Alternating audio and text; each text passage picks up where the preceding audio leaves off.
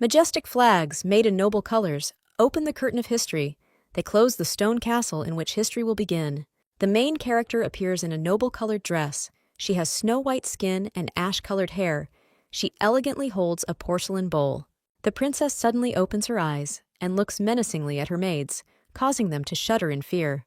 The sight of the maids fearing the main character amuses her, and she laughs loudly. One of the maids can't stand the tense situation and drops an expensive cup on the ground. The main character approaches the maid and lifts her head like a fan, noting that the girl has only recently started working in the castle. The princess smiles kindly at the maid, as if calming her down and forgiving her for the broken cup. However, the next moment the new maid's face ends up on the shards of a cup, the main character brutally hit her on the ground. The maid lifts her head, having recovered from the blow. Her face is all cut. There is now a lot of blood on the ground. The girl is in tears. Throwing down her fan, the main character walks away from the maid, saying that she has a good appearance, but it does not match her mental development. She turns to face the girl again and addresses her as Aisha. Aisha covers her mouth with her hand in horror, and now the realization comes to her that her mistress knows her name. The main character grins and says that she hates it when bugs disturb her peace during her afternoon tea. The maid cannot utter a sound. The words are stuck in her throat. The only thing she hears is the frantic beating of her heart. The heroine shows her nature. She shouts at the helpless maid, reproaching her for the fact that the tea was not the same temperature as her lips. The villainess deliberately steps on the place where the maid's hand lies, piercing it, and blood begins to flow from it non-stop. A cry of pain escapes Aisha's mouth involuntarily, and tears immediately appear in her eyes. While the main character is shouting curses at the whole area, the maid Amelia is shaking with anger. At one point, Amelia pushes her princess, and an exquisite crown with emerald stones begins to fall from her. The maid yells at the girl and wishes her death for the way she treats the innocent palace workers. The main character falls to the ground, hitting her head. The sound of a book closing interrupts the story we were told earlier. The action moves to a dance studio, where the dancers discuss who will get the role of the villain for the final dance. Ella, a beautiful girl with flowing ash-blonde hair and a slender figure, volunteers. The dance director asks the girl again about her decision, since previously she was supposed to play the main positive role. Ella is not going to refuse such a wonderful opportunity to test herself. The choreographer accepts the girl's decision to challenge herself and wishes her good luck. The heroine reflects on her past, when she did only as her father wanted, and what she has achieved now, when she is trying to become a professional actress. The dancers leave the training room, but Ella decides to stay to practice some more. The girl is left alone. She rehearses the role of a tyrant, trying to express the emotions and intonations of the hero as realistically as possible. Breaking out of character, Ella sighs in disappointment, rubbing the back of her head. While the heroine is pondering what she lacks to enter the image of a villain, a dark figure appears behind her. Before she can finish her last line from the script, Ella is pushed by a mysterious figure. The girl falls quickly from the chair she was rehearsing on, and only at the last moment notices that it was not an accident. Ella suddenly opens her eyes, inside which it seems as if one can discern echoes of distant space and twinkling stars. Turning around, she screams angrily and asks who pushed her and almost killed her. However, instead of a dance studio and a mysterious offender, she finds herself in a beautiful garden, seeing only a couple of maids in front of her. Ella's eyebrows shoot up, her eyes widen, and her mouth falls open in confusion as to how she ended up in this place. Aisha runs to the princess and grabs her by the hem of her dress, saying that everything that happened is her fault and asking for punishment. However, Amelia stops her and admits that it was she who pushed the mistress. The girl is ready to be executed for her misdeed. The princess, in the person of Ella, stops the maid's confessions with a scream. Ella tries to figure out what's going on here, seeing the maid shielding Aisha, trying to protect her. The actress begins to understand something and looks around, studying the area and surroundings. The princess points her finger at the maids and repeats their names questioningly. The girl then points her finger at herself and asks the servants that she is a princess and is now in Atalanta. Ella begins to remember the plot of the book that she was supposed to use to stage the dance.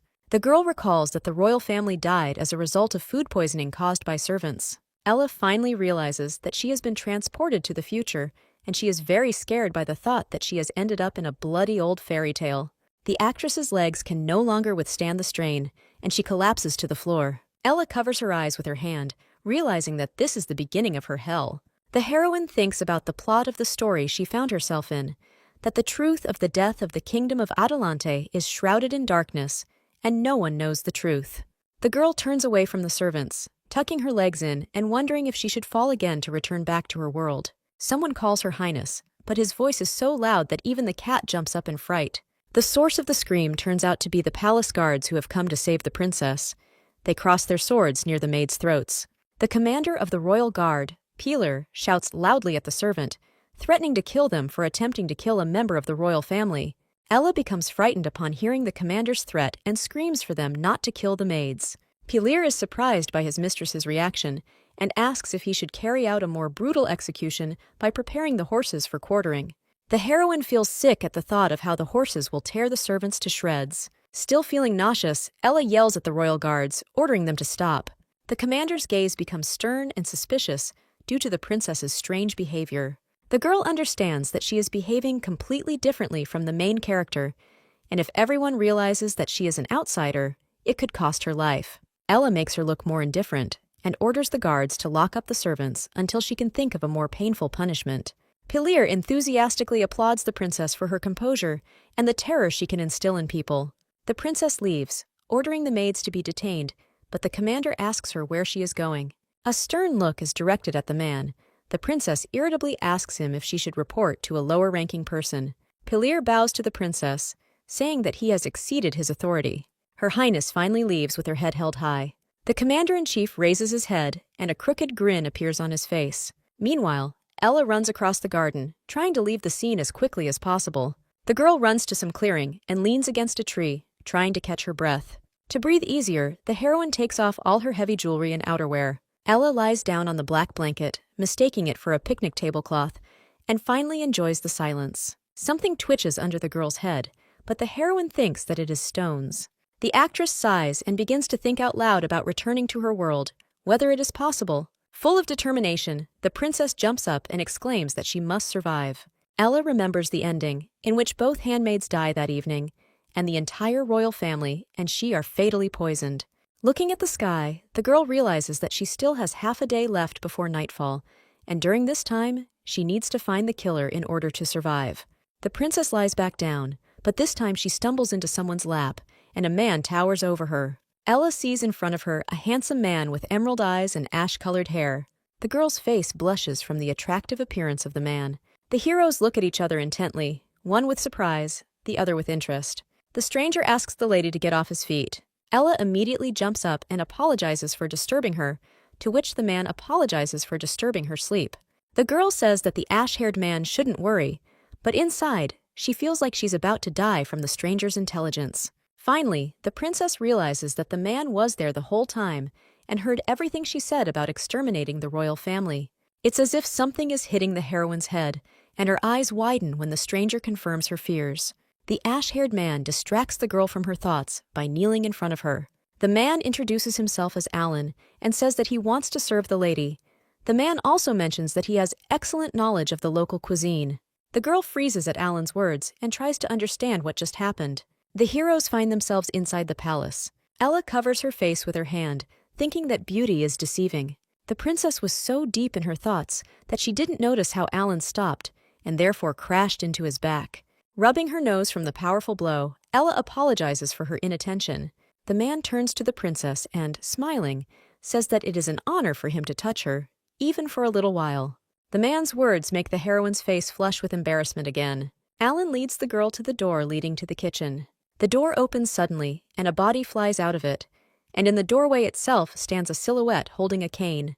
The silhouette turns out to be a man dressed in a chef's suit, his face distorted with anger. The cook hits the boy with his cane for his poor cooking skills and asks if he is really ready to serve such food to his royal family. Ella whispers about the chef's words and looks for a subtext in them, since in his statement he compared pig food and power. The girl turns to Alan to find out his opinion on the situation, but he is not in his previous place. The heroine turns back as soon as she hears the boy's voice trying to defend himself from the cook's attacks. The man is not happy with being contradicted, and so he swings at the child, intending to beat him with his cane. The boy's face contorts with anger, but he does not close his amber eyes, showing courage before the blow. The cane that was recently flying at the boy flies out of the cook's hands. Ella covers the child with her back. The man's eyes widen, and the main character's name comes out of his mouth, but he doesn't manage to finish it. The girl grabs the boy by the hand and tells him to run away from here with her. The young chef's eyes are no longer filled with anger, they reflect confusion. Looking at the savior in the memory of the blonde, the image of some girl named Liliana emerges. The boy's legs give way under him as he remembers the girl, and he falls. Without getting up, the boy raises his head, and now he has only one word in his thoughts: little sister.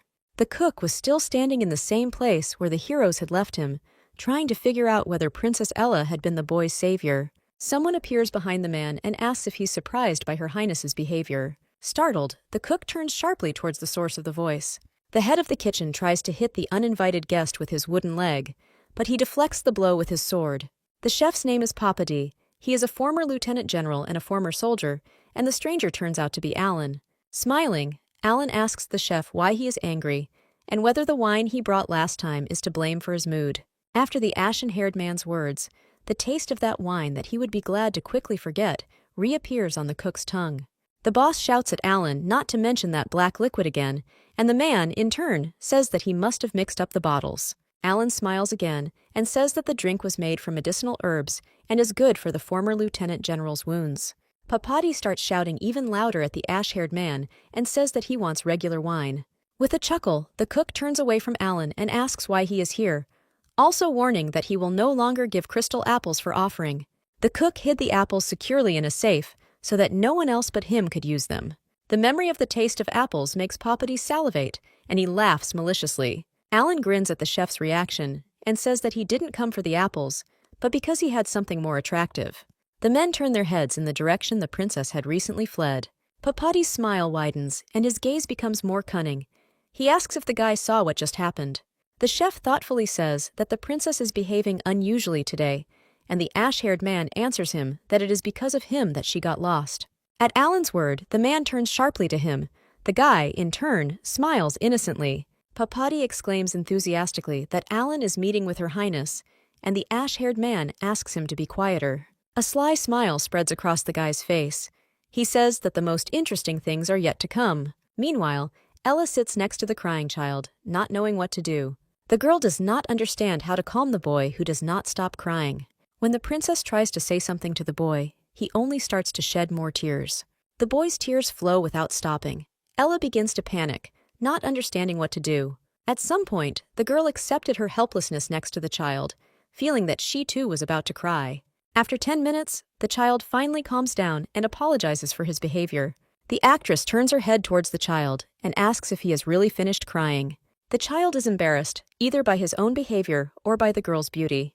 Ella gets up from the floor and tells the boy that since he has calmed down, she will go. The blonde thanks her. However, the boy's hand pulls at the bottom of the princess's shirt, asking her to stop. Ella turns around in surprise and looks at the child. The boy, like a puppy, asks the girl to stay with him a little longer, as she reminds him of his sister. The princess agrees to stay, but only on the condition that the blonde man stops crying. The heroes sit next to each other on the floor in complete silence. A slight awkwardness can be felt. Ella contemplates returning to the place they fled from, as the boy is working in the kitchen. The blonde interrupts the princess's train of thought and asks if she is a servant here, like him. The child claims that she is definitely a servant, since everything was taken from her, just like from him, but reassures Ella that it will all end soon. The actress asks the boy what he means, and he says that he is talking about the royal family, which is cruel to the people. The boy smiles evilly, saying that soon the royal family will finally disappear. The princess feels uneasy at the thought that she might soon become a corpse, and in her heart, she wants to shake the information out of the boy. The maid who arrived diffuses the situation and invites Her Highness to dinner with the king. When the boy heard the servants call the girl, he realized that he had been informally communicating with Princess Ella all this time. The blonde man stutters out Ella's title, and she realizes that her secret is revealed. The princess tries to calm the young cook, saying that some mistake has occurred and extends her hand to him. The boy is very angry, and so he pushes her hand away from him. The child screams at Ella and blames her for everything, wishing death on the royal family. Ella tries to calm the boy down and stop him, but he doesn't listen to her and runs away. The maid hurries the princess to the king, noticing that she is wearing only a nightgown. The action moves to the dining room, where the entire royal family has gathered. Eldest Prince Mo Tyler notices that in addition to the royal family, a sage is present at the dinner. The sage replies that he is present here at the invitation of His Majesty, and it is an honor for him to sit at the same table with him. Princess Ella arrives in the hall, smiling, she apologizes to her father for being late. His Majesty accepts the apology and invites the princess to sit down at the table as soon as possible. Ella looks up with a focused gaze at her father. The girl remembers that King Hiram Adelante always spoils his princess very much, and he also has 4 sons. This time, Ella shifts her gaze from her father to the invited guest. The heroine sees a man sitting in an elegant outfit and with a mask that hides half of his face. The older brother asks Ella if she is as surprised as he is that a sage decided to attend their family dinner. At that moment, the princess remembers that it was the sage Sawiel who led the rebels and decided to execute Ella by hanging her. The heroine is horrified by the thought of the execution and once again decides that she must survive. Ella looks with concern at the man sitting at the table with a predatory smile. Tyler tries to pull the girl out of her thoughts by waving his hand in front of her. However, the princess cannot tear her eyes away from the sage veil. The man suddenly gets up from the table. The man's actions make the heroine take a defensive stance and turn to Vale, loudly asking what he is up to. Tyler gets mad at his sister and angrily tells her that a princess can't behave like that. The sage laughs cheerfully, saying that the princess apparently is not happy to see him. Ella flinches and begins to deny the man's words. The sage quickly walks towards the heroine, which frightens her greatly. The man takes her highness by the chin and gently pulls her towards him. The king calls the sage by name and asks him not to take the young girl's words too seriously. Sawiel seemed to envelop her and the princess with her predatory aura, making the girl feel helpless.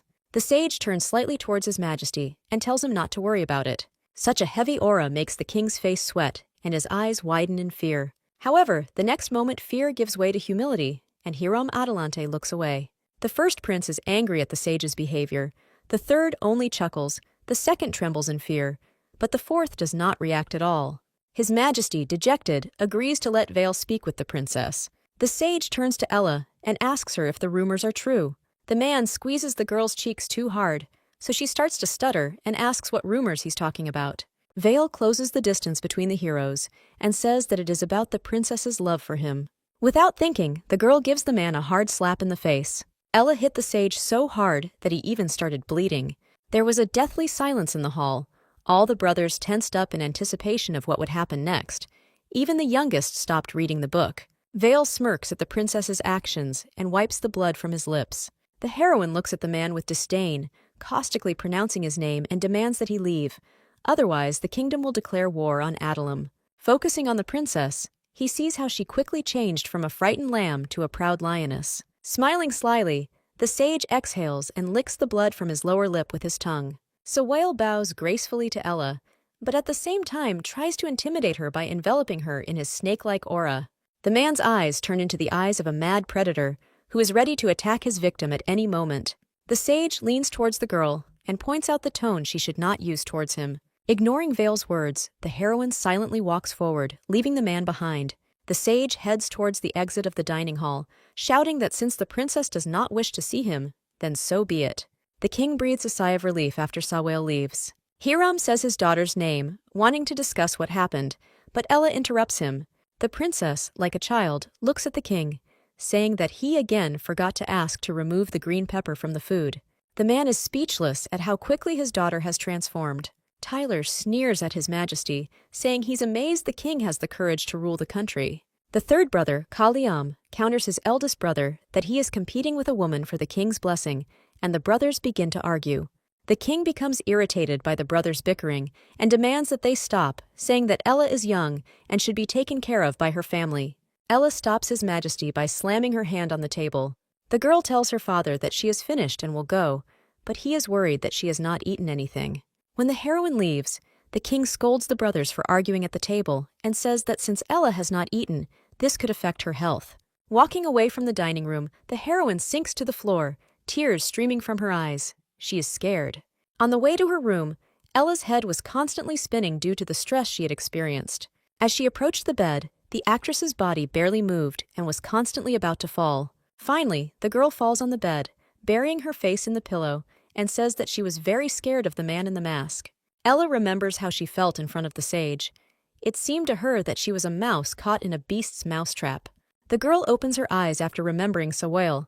Now he is worried that he suspected something. However, after the terrible memories, the heroine has a picture in her head of the sage coming very close to her face. The princess slaps herself on the cheek, forcing herself to come to her senses from such thoughts. Then Ella convinces herself that since he is from the distant past, he cannot know about the movements, and it was just a provocation. Lying in bed, the girl thinks about what happened, about her father, brothers, and whether she will be able to deceive the sage next time.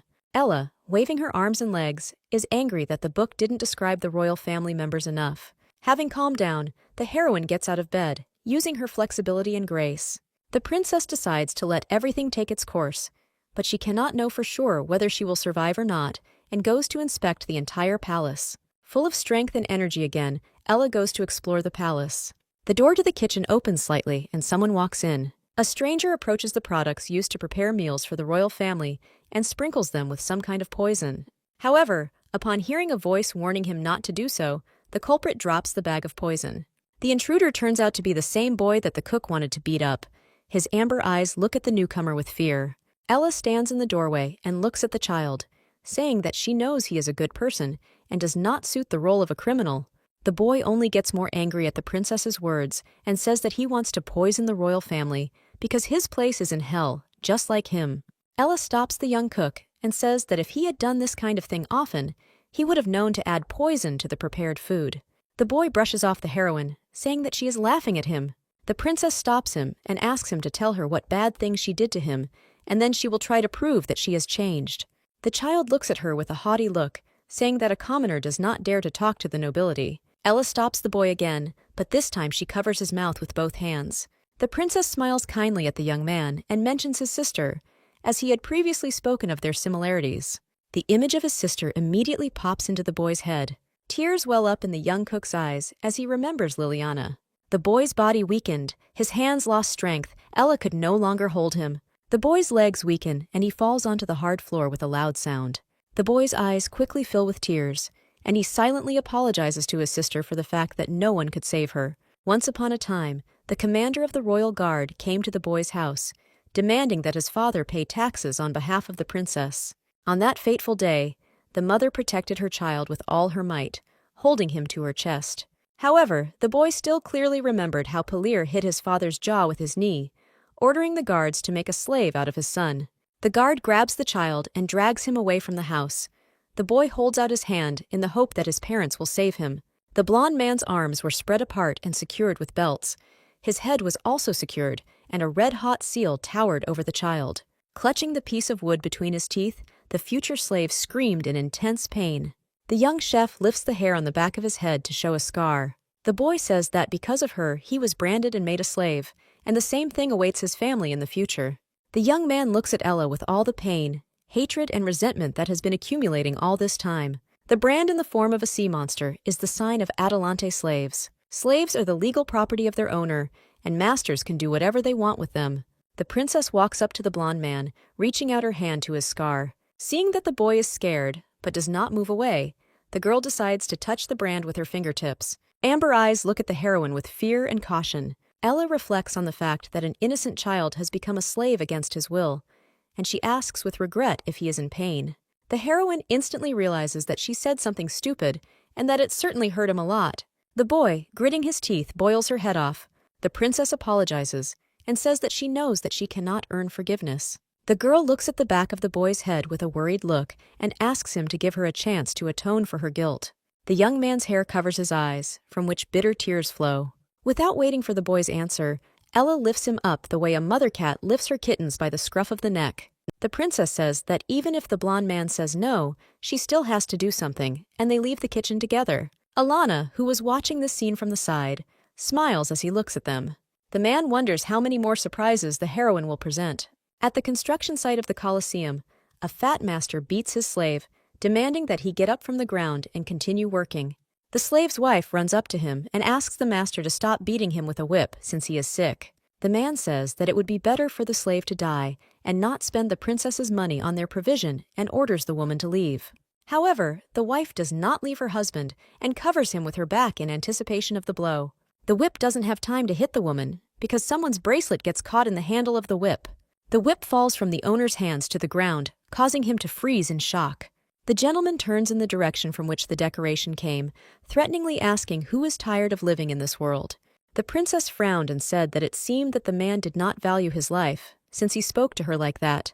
A young cook runs up to a woman who recently defended her husband by calling her mom, and she calls him by his name, Jack. Jack, with tears in his eyes, tells his mother not to worry anymore, because now they have a chance to survive. Mother and son look with hope at the princess, before whom the master of slaves kneels. The heroine scolds the man, saying that since he spoke to her so insolently, it means he is ready to accept the consequences. The man, kneeling, bangs his head on the ground, begging for mercy. The girl snorts, seeing his pathetic behavior. The princess looks away and notices the slaves looking at her with curiosity. Ella notes that all the slaves are so thin that their bones are visible. The princess's fists clench tightly at the sight. Realizing who makes people look like this, the heroine hits the man on the head with her heel. Ella notices a sword next to her. Pulling it out, the girl points the tip towards the slave owner, saying that for his cruelty, he should be executed at least 100 times. Ella swings her sword. The man is very scared by such actions of the princess, which causes his face to become covered in beads of sweat. A stream appears between the man's legs, flowing along the ground. However, Ella did not want to chop the slave master into pieces. She swung to cut the woman's chain. But the chain did not break. The tip of the sword was not sharp enough for such a thing. After a failed attempt, Her Highness throws down the sword, saying that it is as worthless as its owner. The princess laughs inwardly from awkwardness, because in the movie it seemed easier to do, and she didn't think that her hand would hurt so much. Holding her sore arm, Ella orders the guards to remove the shackles from the slaves. Jack's mother looks at the guard hopefully and asks him if they can leave now, but the boy does not dare to answer. Then the heroine decisively says that the slaves are free and can now return home and live happily. The boy looks at the princess in disbelief after she speaks of their freedom. Jack falls to his knees, as does his mother, who bows to the floor to the girl for their release. The woman grabs her son by the hands, saying that now they can return home, but he still cannot get over Her Highness's words. The princess smiles contentedly as she finally sees a happy picture. However, when the girl turns around, she sees the predatory gazes of the slaves directed at her. Hoping to be freed, the girl with light purple hair falls before the heroine, saying that she will do anything for her. The slaves simultaneously fall to their knees in a deep bow, begging the princess to remove their shackles as well. Ella looks with pity at all the slaves who so desperately want to gain freedom. The girl remembers how she used to admire the grandeur of ancient buildings, but in reality, behind them, there is only human suffering. The actress really wants to tell them that they are all free, but she can't, because she understands that they have nowhere to go. The princess understands that if she gives them land, the nobility will take it back by force. Ella is angry because she doesn't know what to do correctly in this situation. However, the girl turns around and realizes that she is in the Colosseum, and a solution to the problem comes to her. The heroine approaches the girl with purple hair and asks her if she can dance. She answers positively. Ella smiles happily because she understands that then she will be able to implement the idea. In His Majesty's office, Ella's older brother conveys to the king that his sister's actions are disgracing their family. The father is angered by his son's words, and he says that since his daughter did this, it means it was necessary. Tyler sits down on the couch, disappointed and angry. However, a second later, a sly smile appears on his face. The youngest brother, Terrence, notices this, but decides not to interfere and continues reading the book. Alan lies carefree on the grass in the garden with a book on his face. Next to him, a servant kneeling, reporting news about Princess Ella. Upon hearing the news that Ella is going to turn the Colosseum into a theater, the man puts the book away. Together with the servants, the heroine returns to the slaves. People greet Ella in silence, frozen in anticipation.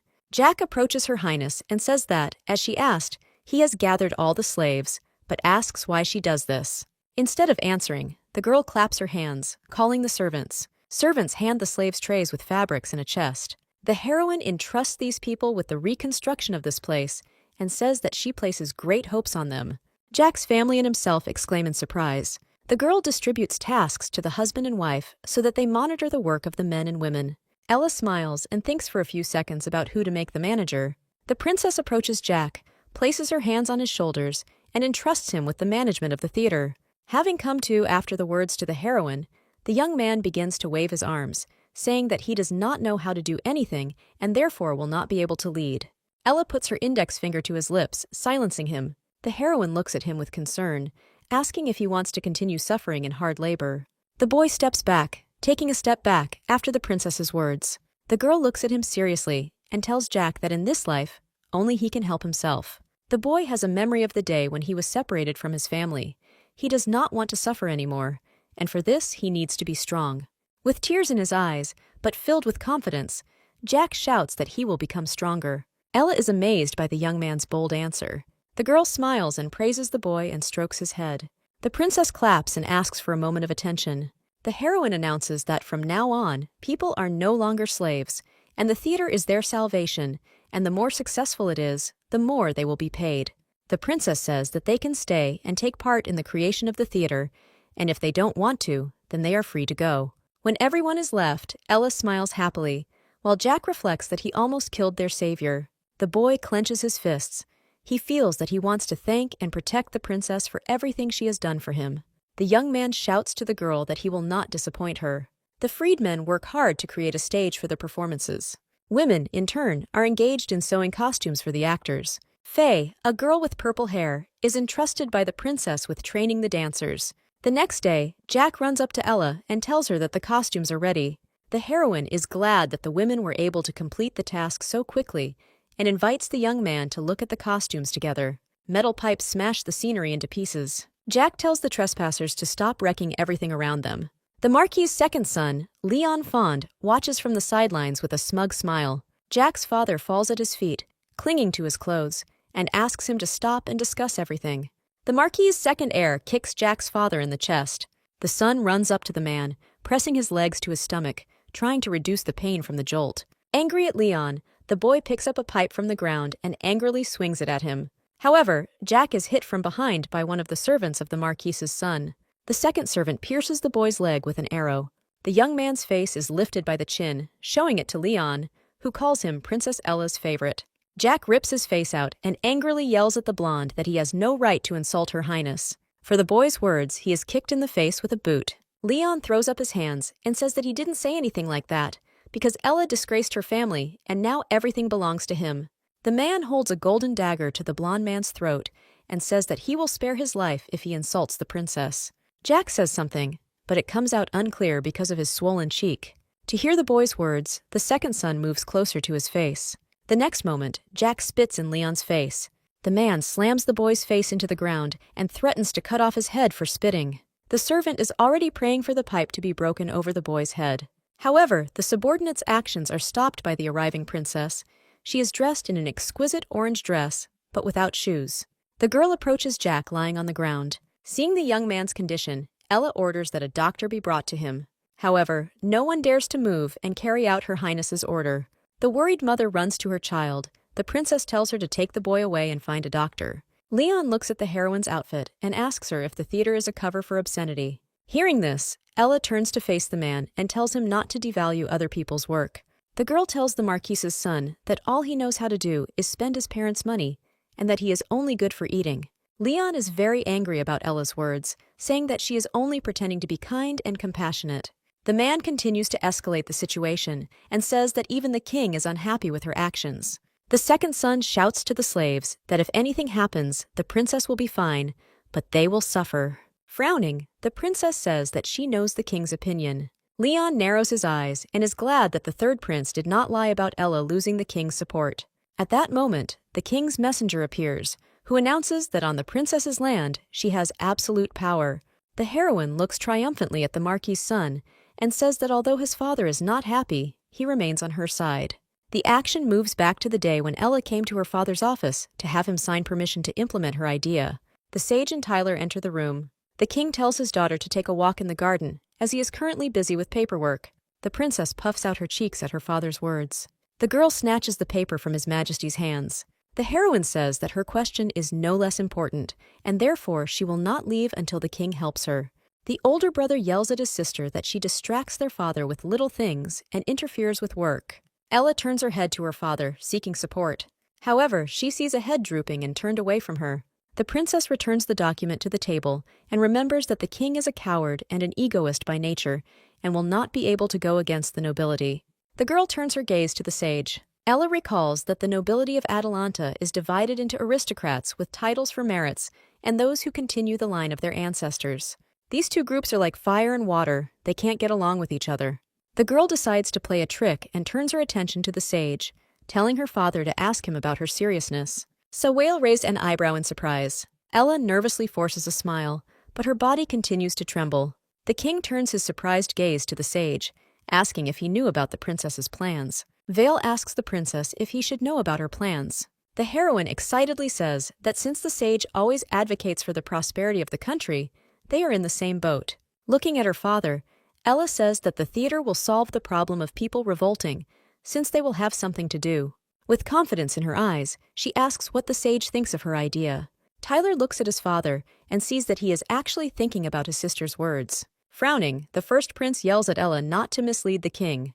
However, Tyler is interrupted by the sage, who says that there is sense in the princess's words. Sawale's words cause the king and prince to let out a surprised cry. Ella looks at the sage in disbelief, glad that he agreed. The man sits down on the sofa and says that when using the stick method, you also need to give the carrot. Vale says that if the right decision is made, the king will be valued more, and this is a much more effective method than violence and threats. Tyler screams that this is a lie and that commoners are not worth the effort. The sister interrupts her brother and says that then the king's tactics are also a lie, since respect is earned through paying him money. His Majesty stops family disputes. Rubbing the bridge of his nose, the man accepts the sage's wish and therefore approves of his daughter's idea. The father tells his son that there is still room in the eastern part of the city, so he can do as he pleases. Not understanding what they were talking about, the girl turns her gaze to the sage, fearing that he is angry with her, since he is now drawn into this matter. However, Sawale only smiles mysteriously at the princess. Ella turns back to her father, initiating a conversation about his approval. The king gently stops the heroine, placing his hand on hers, and says that her daughter has left her no choice, and the sage will take care of the organization. Beaming with happiness, the princess thanks her father and says that she will run to get ready. As Ella passes by Sawale, he barely audibly tells her that she is now in his debt. Without answering the sage, the girl leaves. Standing in the Colosseum, the girl thinks that if the man wants to get even, the soldiers will come to her. Leon says that the people the third prince sent here 2 days ago did not warn him about the king's decree. Ella looks at the man in surprise because of his words about Liam. A messenger approaches the Marquis's second son and asks him to follow him, since he has illegally caused trouble for the princess. Leon becomes nervous and says that he acted on behalf of the third prince, as he promised to make him a duke after the coronation. The king's man silences the Marquis's son by stuffing a handkerchief into his mouth. The man begins to list Leon Fonda's crimes and orders him to be taken to court. Having finished his work, the messenger announces that they are leaving. The princess looks happily and gratefully at the king's people leaving. Faya happily jumps on the girl, saying that this is simply wonderful news. All the people begin to rejoice and praise Princess Ella. The heroine turns to the people and says that they can now continue to work with peace of mind. There are 15 days left until the theater opens. The worried maid runs up to the princess, saying that the beam on which the rope hangs has sagged in the middle. Ella asks if they have installed the auxiliary supports. The servant answers in the affirmative. But the princess understands that it is a matter of the laws of physics. When there are 10 days left, the heroine examines the finished costumes for the actors, but her hands start shaking at the sight of them. One of the seamstresses says that they decided to save a little on materials, since it is the princess's money. Ella is horrified by the sight of the bear's lower part, which was supposed to be voluminous. There are 8 days left until the opening, and the heroine notices that many girls are embarrassed to wear dresses, remaining in their shirts. However, the princess does not allow them to leave, throwing her away. There are only 3 days left, and she finally sees Jack walking towards her with leaflets in his hands. Ella has seen a lot of strange things during the days of preparation, so she thinks she won't be surprised if she sees a cat dog on the sheets. However, her fears are not confirmed, and she looks at the young man with joy. There are 4 hours left before the opening, and leaflets announcing the opening of the theater are falling from the sky on the city streets. An actor dressed as a bear invites everyone to the first performance. Since tickets to the performance are very cheap, many children decide to go to it. Ella's older brother's spy looks around the corner at the crowd of people, saying that he will do everything to ensure that no one gets to the performance. However, someone taps the spy on the shoulder, forcing him to turn around. The next second, the man is already lying on the ground. The commander of the nightly detachment stretches his left hand, with which he has just eliminated the criminal, and orders him to be taken away for interrogation. The commander, Corporal Lars, informs his knights that his shift is coming to an end and tells them to continue patrolling the streets without him. The blonde knight asks another's opinion on the reason for the commander's interest in the theater. Ella wore a forced, awkward smile. The girl sits in front of the sage, who decided to look in on the princess, The heroine thinks that Vale decided to return the debt. Silence hangs between the two. The man gets up from his chair and approaches the princess, towering over her. Ella shudders at the sage's intense gaze and contented smile. Sawale asks the princess if she wasn't the one who called the man. The girl clarifies whether she heard correctly that it was precisely at her invitation that he was here. And then the girl realizes that someone familiar to her is standing in front of her. The day before, Ella had been looking through documents to figure out what was missing for the theater's opening the following day. A maid comes to the princess and informs her that the debut number, consisting of 10 people to entertain the audience, is ready. After the maid's words, Her Highness hurriedly leaves the room. The maid can't keep up with the king's daughter and shouts after her that she hasn't even changed her clothes. Ella runs into the garden, very out of breath, and tells someone that he really did come. Alan sits relaxed by the tree and, seeing the lady, rejoices at her arrival. Ignoring the man's flirting, the girl approaches his face, asking if he knows about the theater. Sitting down further away from the heroine, he says that he heard a little about his discovery. Ella happily tells him that she invites him to the performance and asks him to bring one of his friends. Sighing, the ash-haired man asks why she is inviting him. The princess replies that this is because she has no other friends besides Alan, and she needs someone to look after the troublemakers. Alan chuckles awkwardly and says he doesn't seem to have a choice. The girl happily asks if the man agrees to go to the theater. The ash-haired man bows politely to the princess and says that he cannot refuse. He only says that his friend is not quite ordinary. Ella grabs the man's hand and says that it doesn't bother her because she needs a lot of spectators at the opening. The heroine does not take her eyes off Alan, but does not say a word. Narrowing his eyes, Alan asks Her Highness if he is not worthy of being her bodyguard. A luxurious carriage arrives on the red carpet. Jack, dressed in a black suit, bows respectfully to the arriving guests. The guests are a sage and all the princess's brothers, except for the first prince. Ella's elder brother's spies, lost in the crowd, say that Thaler must be informed of the arrival of the princes and the sage.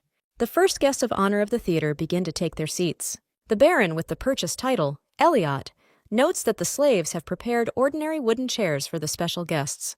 The king's third son approaches the sage, offering to go to his palace instead of the performance, but he ignores Liam.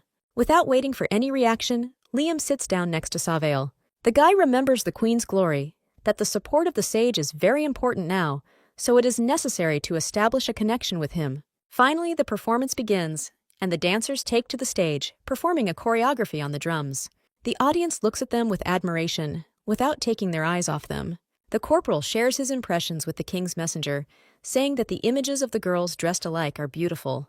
The prince and the commander of the knights are surprised at how the actors managed to move like that. One of the girls with silver hair dances gracefully with a musical instrument, the pipa.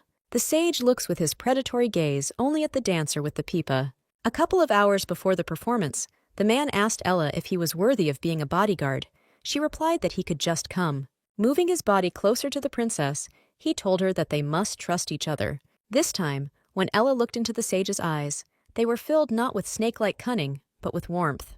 As he was leaving, the man said that the heroine still owed him one more debt. Alan smiles as he remembers that meeting. Next to the sage, the third prince throws out a phrase that the girl with silver hair will be his. However, the masked man interrupts the prince in a low voice, saying that the dancer will be his. Liam's gaze focuses on the girl's face, his brow furrowing. The next moment, the prince jumps up from his seat and calls out to his sister questioningly. Ella looks at him with concern, wondering why her brother came here. The princess begins to wonder if it was Alan who brought the prince as his friend. Feya calls the heroine, reminding her that it's time for them to change clothes. The girl begins to worry that they won't be able to cope, since soldiers are coming. Jack looks at the princess with concern, wondering what is troubling her, but one of the workers calls him, saying that they are looking for him. The boy comes to the place where someone was looking for him and looks around. The young man finds a note lying on the ground. Messenger Felix returns to his place. Jack, in turn, jumps up after reading a note that says anything can happen. Ella sings and dances joyfully on stage with the other girls. The third prince turns to the sage and says that there is no meaning in the song and asks when they will leave the theater. Alan, without turning his head, says that the performance is not over yet. The man stares at the girl singing in the center, wondering how she will deal with this latest threat. At one moment, everything freezes, and Ella's eyes widen in fear. The girl starts to fall off the stage. The princess felt that it was not her legs that failed her, but rather a push in her back. The heroine turns around to see the culprit. It turns out to be a girl with orange hair, the color of one of the backup dancers. However, Ella lands successfully in scattered rose petals. Silence reigns in the hall. The princess continues to sing despite the anger she feels. People in the audience start whispering that this fall was written into the script and looked spectacular. Even the third prince believes these words, saying that it was stupid to include something so shocking in the program. Jack peers out from around the corner, sweating, worried about Her Highness. Alan looks somewhere to the side, saying that it is not time to relax yet. The top of the stage begins to crack. Backstage, Ella approaches the redhead and asks where she is going, to which the girl replies that she is not feeling well. Smiling kindly, the princess tells her to come back quickly, because without her, the performance will not be able to continue. The girl bows to her and exhales to herself, rejoicing that Her Highness did not notice. The heroine stops her by asking if she likes the jewelry and says that she can take any from her father's treasury for her work. The excited girl happily asks if she can have the gemstone necklace. The princess agrees and asks what it looks like. The red-haired one describes it in detail. The heroine's gaze becomes serious, and she directly asks why she needs this necklace. The dancer begins to justify herself and says that this necklace belongs to her. Ella doesn't believe her and asks how this necklace could belong to a former slave. The redhead nervously replies that she found it, and the princess understands that she is not telling the whole story. The main character orders the officers to capture and lock up the criminal. The former slave sneers at her, saying she won't be able to lock her up. However, the heroine responds with the same look and asks if she really thinks that she will fall for her provocation. Jack approaches them and tells the redhead that the princess prepared in advance because she knew how many enemies she had made. The young man says that Her Highness had long ago predicted that something could happen to the props. After the incident, the traitor is taken away and the girls finish the performance. Ella enters the room and sees that they are waiting for her. The sage calls the girl his princess, sitting elegantly on a chair. The main character quickly enters the room and closes the door. The man sighs and says that apparently the princess had long ago guessed about his arrival. The princess curtsies and says in a formal tone that she is grateful for the sage's help. The masked man doesn't like Ella's actions and says that Her Highness can leave the formalities. Alan grabs the girl by the hands and pulls her towards him. The sage says that he can accept a shared dinner as a sign of gratitude. Ella is embarrassed and angry at the hero's actions. The girl looks into the man's eyes, and they seem somehow familiar to her. Alan pulls the princess closer to him, asking what she wants. The main character becomes too uncomfortable, so she quickly moves away from the man. The man also gets up and, passing by, whispers in Ella's ear that they will meet in the evening.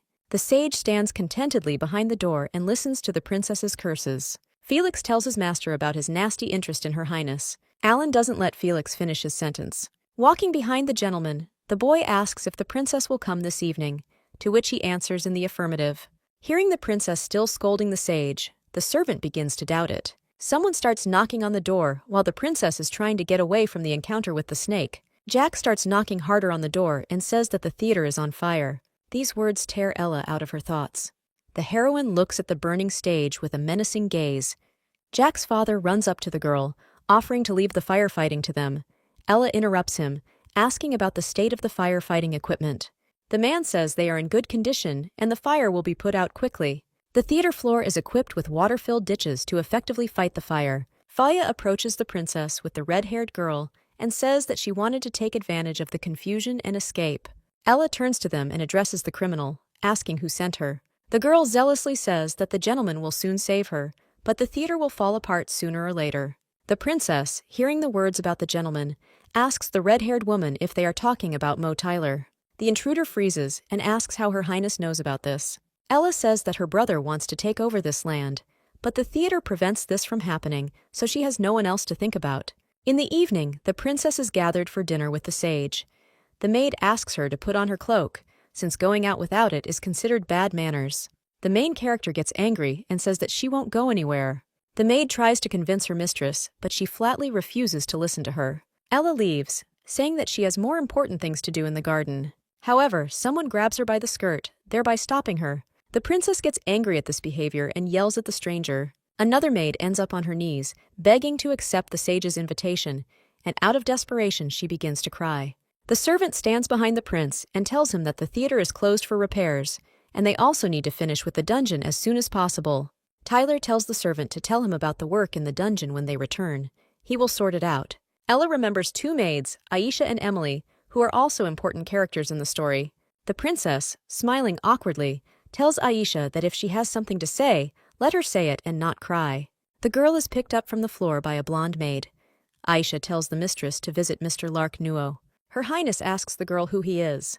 With tears in her eyes, the maid says that this wonderful man saved many people, including her sisters, from bad people. The girl says that she will do everything for her consent. Ella begins to think about her words, because devotion to an idol is a common occurrence. The princess asks what happened to Lark Nuo. After her Highness's question, the maids looked at each other awkwardly. Aisha carefully begins to remind the princess that it was she who sent the man to prison for insulting the royal family. In her thoughts, Ella clutches her head, scolding the former owner of the body for her excessive cruelty. Smiling peacefully, the girl says that since he is such a good person, there must have been some kind of misunderstanding. Aisha tells the princess that she cannot wait, since Larka is to be hanged that same day. Ella stands in shock from the maid's words, realizing that it will be difficult to save the man. The figure of Emily's maid appears between the castle towers. The girl, seeing her friend, yells at her, asking why it took her so long to get to their meeting place. However, Aisha comes out from around the corner not alone, but together with her Highness. Emily raises her voice again, asking the maid what the princess is doing here. Aisha says that she brought her. The maid begins to accuse the heroine that it is because of her that Adelante's protector is on the verge of death. The princess begins to remember something when she hears the maid calling the man. The book said that one of the options for Adelante's fall was due to the people losing their protector. The girl realizes that she needs to free Lark Nuo right now to avoid her death. Ella reminds the maids that they need to hurry if they still want to free the man. Shaking with anger, Emily nevertheless decides to take the mistress to the prisoner and tells her to follow her. The princess walks past the prisoners, wondering how they can live in these terrible conditions. Aisha runs up to Mr. Lark's cell and calls him. Lark Nuo is a former royal general of Adelante. Ella looks at the man's condition and assumes that he was tortured. The maid tells Lark that she asked the princess to pardon him. The man's hateful gaze turns towards her Highness. She shudders at the feeling of how much the prisoner despises the girl. Closing his eyes, Lark laughs and says that he doesn't need the princess's mercy, so they can leave. Ella irritably replies that she is helping from the bottom of her heart, to which the man reminds her that he is here because of the cowardice of one of his subordinates. In her thoughts, the girl is once again angry at the princess for the reason for the imprisonment of the former royal general. The maids turn their heads towards the princess, looking at her with hatred. Ella loudly asks the man to stop playing poor and tells him to quickly leave here with them. The elder brother and his servant came to this noise. The princess looks at the prince with irritation and thinks that since he came here in person, things are now becoming more complicated. They start to take Lark away, but the girl stops him, saying that it was she who imprisoned the man and that she is in charge of his life. The brother looks mockingly at his sister, saying that now she has decided to free the one she is scheduled for execution. Tyler moves closer to the princess and says that this behavior is not her style. Ella looks away and realizes that she has truly stepped out of character. But realizing that she is still in the princess's body, she retorts to the prince that it does not concern him, demanding that his man step aside. Tyler tries to put pressure on Ella with his menacing gaze. The elder brother tells his sister to continue working on her theater, and the servant hands him a scroll. The man unfolds it and reads that by decree of the king, Lark Nuo is sentenced to be hanged today. Her Highness looks with hatred at Thaler, who orders the criminal to be taken away. Finally, the princess turns to the prisoner and barely audibly tells him to wait. Lark notices this and manages to read the girl's words on her lips. Ella still decides to check what is written in the decree, but her brother raises it above his head so that his sister cannot reach it. Waving the paper, the brother leaves, saying that it is all thanks to her. The princess wonders why her brother said that. Ella speculates that the aristocratic faction was originally behind everything, and that Lark is directly subordinate to the king and guards him. However, her head starts to boil from all the information. Tyler instructs his servant to follow the princess and check if she has gone to meet anyone. At this time, the heroine instructs Emily to go back and find the invitation to dinner, and Aisha follows her. At Sawale's residence, a man is sitting in the garden drinking tea when a servant approaches him, saying that he has guests. A princess came to a sage with a request to discuss one thing. The man looks at the girl and sees that she is covered in sweat. Smiling politely, the man says that it is still early, so he offers to have a cup of tea. Ella asks the sage to listen to her proposal and says that she is ready to give 30% of the theater's proceeds. Smiling sweetly, the man continues to look at the princess. However, the next moment there is no trace of the smile left, as Alan turns his suspicious gaze to the maids. The sage turns away from the princess, walking towards the sofa. The ash-haired man sits on him, spreading his legs wide. The man opens his eyes, and looking at the princess, says without emotion that he is not interested in her proposal. The princess begins to persuade Alan, saying that Lark Nuo has a good reputation, and this will raise the authority of the sage. But the man asks why he needs this if he is already influential enough.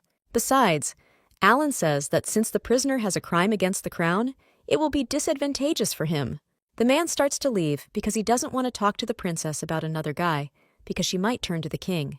The girl asks since when is the king more reliable than the sage? Realizing what the heroine just said, she closes her mouth. The guy smirks at the girl's words. Alan turns his head and asks if the princess really thinks so. Ella cautiously responds positively to the man, pressing her hands to her chest. The sage gently takes a strand of the princess's hair in his hands, saying that the price for saving her is high enough. Directing his gaze at the girl, he asks her if she is really ready to pay. Realizing she has no choice, Her Highness smiles dazzlingly, asking what the sage wishes. Ella moves closer to the man's face, asking whether he wants money or a specific person. Alan smiles a snake-like smile, commenting on the princess's straightforwardness, and asks what she can offer him. The main character gently touches the character's lower lip. Then the girl takes her hand out of the sage's palm. Ella gently touches Alan's cheek. Bringing her fingers to the man's chin, Her Highness moves closer to his face. His eyes widen in surprise. Alan abruptly moves away from the princess, frightened by such close contact. The girl laughs softly at the man's actions, saying that he refuses to take it even when she offers. The sage chuckles and says that the princess has once again exceeded all his expectations. Ella innocently spreads her arms out to the sides and says that she won't fall for the same trick twice. The man sits down and suggests discussing what he might get in return. There are 40 minutes left before Lark Nuo's execution. He stands on the scaffold, covered in blood. The man remembers the words of the princess, who asked him to wait. However, the criminal's gaze grows dim, and he begins to lose hope for the best. Ella frowns and tells the sage that many people guess about their cooperation, and he helps her because he needs her. The girl says that the people love Lark, and therefore his execution could affect her already bad reputation. The sage says that the princess's status is useful to him, but he will stop cooperating if she constantly causes problems. Ella proudly tells him that she is smart and has the right to vote before the king. Alan laughs at the heroine's reaction, saying that a princess shouldn't be so boastful. The princess says that only she is suitable for the role of puppet, since the other brothers do not have the strong authority of their father. The masked man smirks at Ella's words and calls his servant Felix to pour the wine. The sage says that he is offended by the heroine's conversations and great efforts for the sake of another man. Clearing his throat, the man gives instructions to Felix. The servant places a document in a red cover in front of the princess. When the heroine opens it, she sees the word contract and many of its clauses. The girl understands that the sage has deceived her again. Ella turns her gaze to the satisfied man in the mask, who had calculated everything in advance, even preparing the documents. The princess begins to read the document. It says that she must obey the orders of the sage, do everything with his approval. While sipping wine, the man points out that the most important thing is on the last line. Seeing that the last line states that she must appear at the first call, the girl shouts that he is taking advantage of the opportunity. Alan interrupts her and tells her that she can take her time to think things over, since the execution site is 25 minutes away. Ella drinks all the wine in one go and tells him to give her a pen. The sage smiles triumphantly at the princess's decision. The heroine, with irritation in her voice, tells Alan to go to the place of execution while she returns to the palace to find the king. The first prince sits before the scaffold and says that the time has come to hang the criminal. A noose is placed around the bloodied man's neck. The servant is already preparing to turn the lever to the other side to hang Lark Nuo, but someone shouts at them to stop. A crowd of people riding horses appears from around the corner. Worried, Tyler screams to pull the lever faster. The servant unquestioningly carries out the prince's order, clicking the handle. The rope flies up, squeezing the throat of the former royal general. The sage quickly passes the princess's older brother. The man simultaneously takes out a sword to throw it towards the prisoner. The blade hits its target, and Lark Nuo falls hard to the ground. A horse slows down next to a man whose life was on the line a few seconds ago. Lark looks at the sage in surprise, not understanding why he is helping him. Alan turns to the first prince, saying that he is treating him without respect and judging him without reason. Looking at Mo Tyler with disdain, he asks him if he understands what problems he now has because of such behavior. Tyler opens his mouth to respond to the ash-haired man's accusations. However, The sage, not interested in the man's justifications, turns away from him. Alan raises his hand and, in his capacity as emperor, announces that the execution is cancelled and the accused's case will be reviewed. The sage orders the man to be taken back, but the first prince indignantly protests and demands to see the king's order. The ash-haired man yells at the man that he forgot his place. Enveloping everything around him with his serpentine aura, the sage says that even the church cannot dispute his decision. Alan looks askance at the criminal, who is still sitting on the ground, still not realizing that he survived. The sage once again repeats his order that he be taken back to prison until a new sentence is announced. Ella stands in her father's office, asking him why he can't give her the prisoner. The king tells her that he has already issued a decree for his hanging, and there is no reason to change it, to which Ella is indignant. His Majesty is angry and says that Ella has become too capricious lately, although she was not so annoying before. The actress has tears in her eyes and says that she didn't do all this for herself. Since her father does not want to help the princess, she decides to demonstratively run away from the office. Waving her hand, she silently begs the king to stop her. The heroine's guess is confirmed, and her father grabs her hand, telling her to say what she wanted. The princess looks at the king with puppy eyes and says that the cancellation of the execution is needed specifically for him.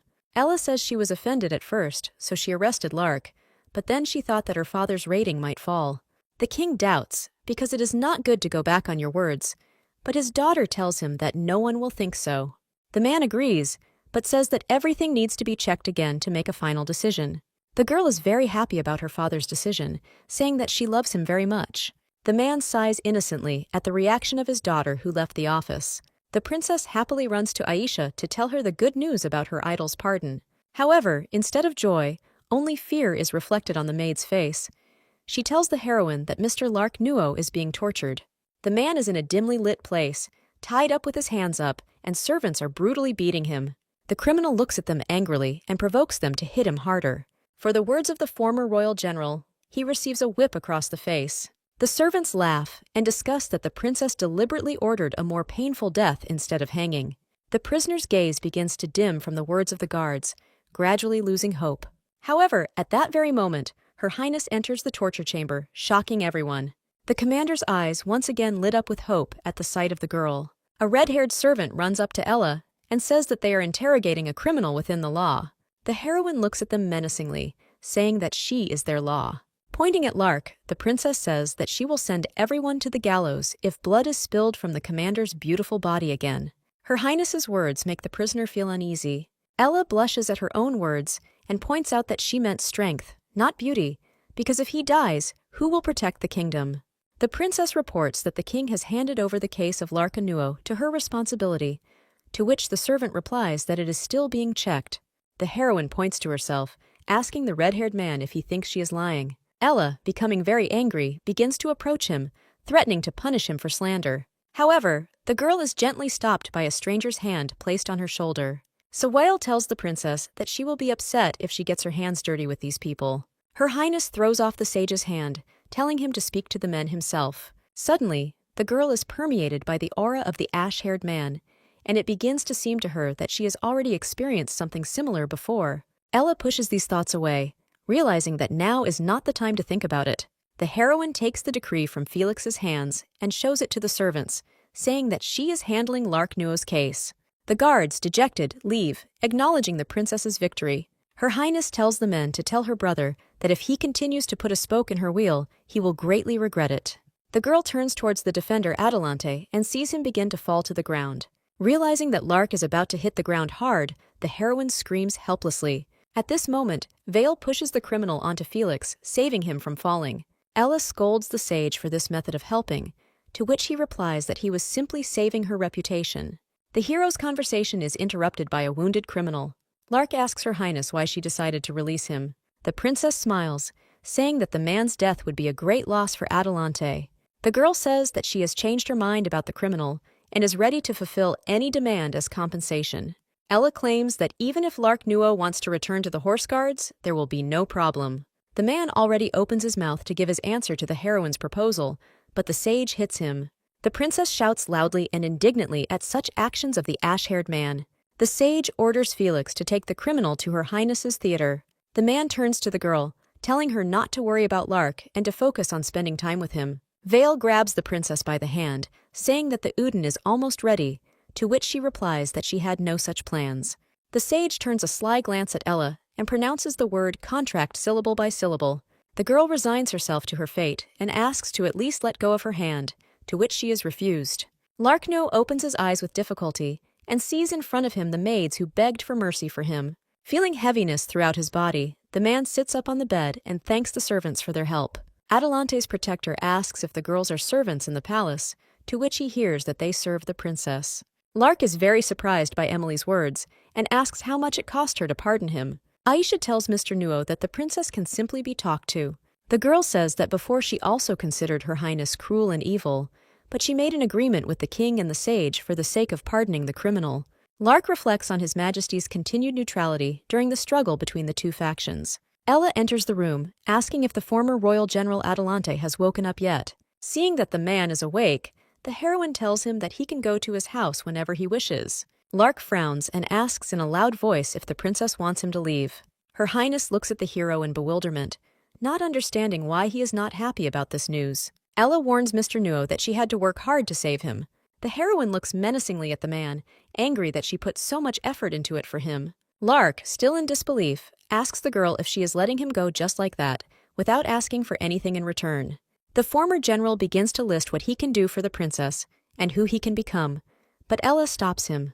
The girl doesn't have time to say anything, because someone quickly enters the room. The theater workers excitedly ask to be heard and apologize for such a sudden visit. Faya reports that the beer hall, which recently opened, is taking away their customers and completely copying everything they do in the theater, including hiring dancers. The girl says gloomily that these dancers are forced to drink alcohol along with the guests, and, if necessary, she is ready to do it too. The princess hits Faya on the head, angry at what was said.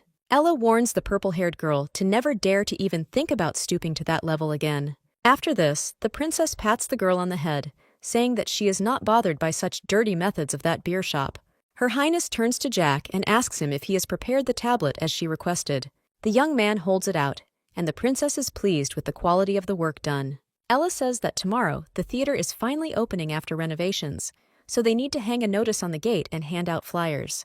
The theater workers are filled with happiness and shout joyfully at the words of their mistress.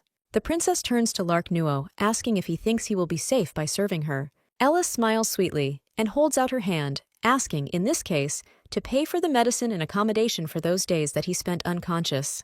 Aisha says anxiously that she is ready to return all the money spent on the former general. The heroine asks the girl to calm down, because a man should not allow women to support him. Lark clutches the sheet, realizing that the princess saved him for another purpose. Adelante's protector asks Her Highness what she wants from him, already preparing himself for the fact that he will be ordered to kill someone. Ella kindly points to the children, asking Lark to accompany them and help distribute leaflets. The man is shocked by the princess's words. The first prince of Adelante sits on the sofa and enjoys the company of spectacular and beautiful girls. The man, who is also enjoying the girl, asks Tyler if he has heard about the theater opening soon. The prince frowns and is clearly not happy about this news, because his sister has not learned her lesson. Ella's older brother returns to the girls, who are standing aside, and says that he wants to try the blonde first, and then the others. On the streets of the city, Jack and the other children address passers-by, inviting them to a new event, Create Your Idol. One of the interested people asks to give him a leaflet, but immediately flinches when he notices someone behind Jack's back. The man gets scared and runs away, shouting that he doesn't need any leaflet. The theater director sighs in disappointment, realizing the reason for that man's behavior. Jack turns to Lark Nuo, saying that there is a wine tap nearby, and suggests that they sit there until they finish. With his arms crossed over his chest, Adelante's protector refuses the offer, saying that he promised the princess to protect them. Jack tells Lark that he's the reason people are afraid to take the leaflets, so they can mess around with it until the night. Mr. Nuo asks the blonde man if all the theater workers are former slaves and why they support the royal family. The theater's director confidently states that he supports Ella because she is not like other royals. Jack says the girl gave them not only freedom, but also hope. The young man smiles, saying that under the current rulers, one cannot expect the abolition of slavery, but if a princess becomes the ruler, then a miracle can happen. Lark asks the blonde man if he thinks that Her Highness started playing theater just to gain their support. Jack says in a loud tone that their few measly lives are not worth such a big deception. The director states that even if the theater is not something serious, It is definitely part of something bigger. The young man steps away from the man, telling the children that they will be distributing leaflets elsewhere. The blond man warns Mr. Nuo that they will be going to the last location planned for distribution. Lark watches the children walk away warily. The man remembers how, before leaving, he found the princess, who was very quietly saying something to Jack. The defender wonders if Her Highness is now the one who used people and spread rumors. At the same time, the heroine walks quickly down the street, trying to break away from the sage. Sawile asks Ella why she looks so unhappy, since he is following the agreement. The princess angrily shouts at him that all this is because he deceived her. The girl says that they met by chance, and Vale suddenly invited her, and according to the contract, she cannot refuse it. The heroine asks the sage who writes in invitations that wherever you go, I will go. The man laughs at the princess's reaction and confidently declares that he is the one who writes this. Ella realizes that she cannot stop the sage from following her, but asks him not to ruin her plans unless it is a matter of life and death. Vale becomes even more interested in where the girl is heading. The princess smiles mysteriously and says that she is going to castrate the perverts. The heroine approaches the room where the first prince is having fun, but one of the servants stops her, asking to show the invitation. Ella covers half of her face with a fan and asks the servant if she needs it. The man does not recognize the heroine as a princess and says that if she joins them, she will not need an invitation. Her Highness shouts at the servant not to disturb her and hits him on the leg with her heel. Ella tells the man that she has come to settle old scores. The heroine enters the room and sees in front of her a place that looks like a real brothel. Mo Tyler asks his sister where her manners have gone.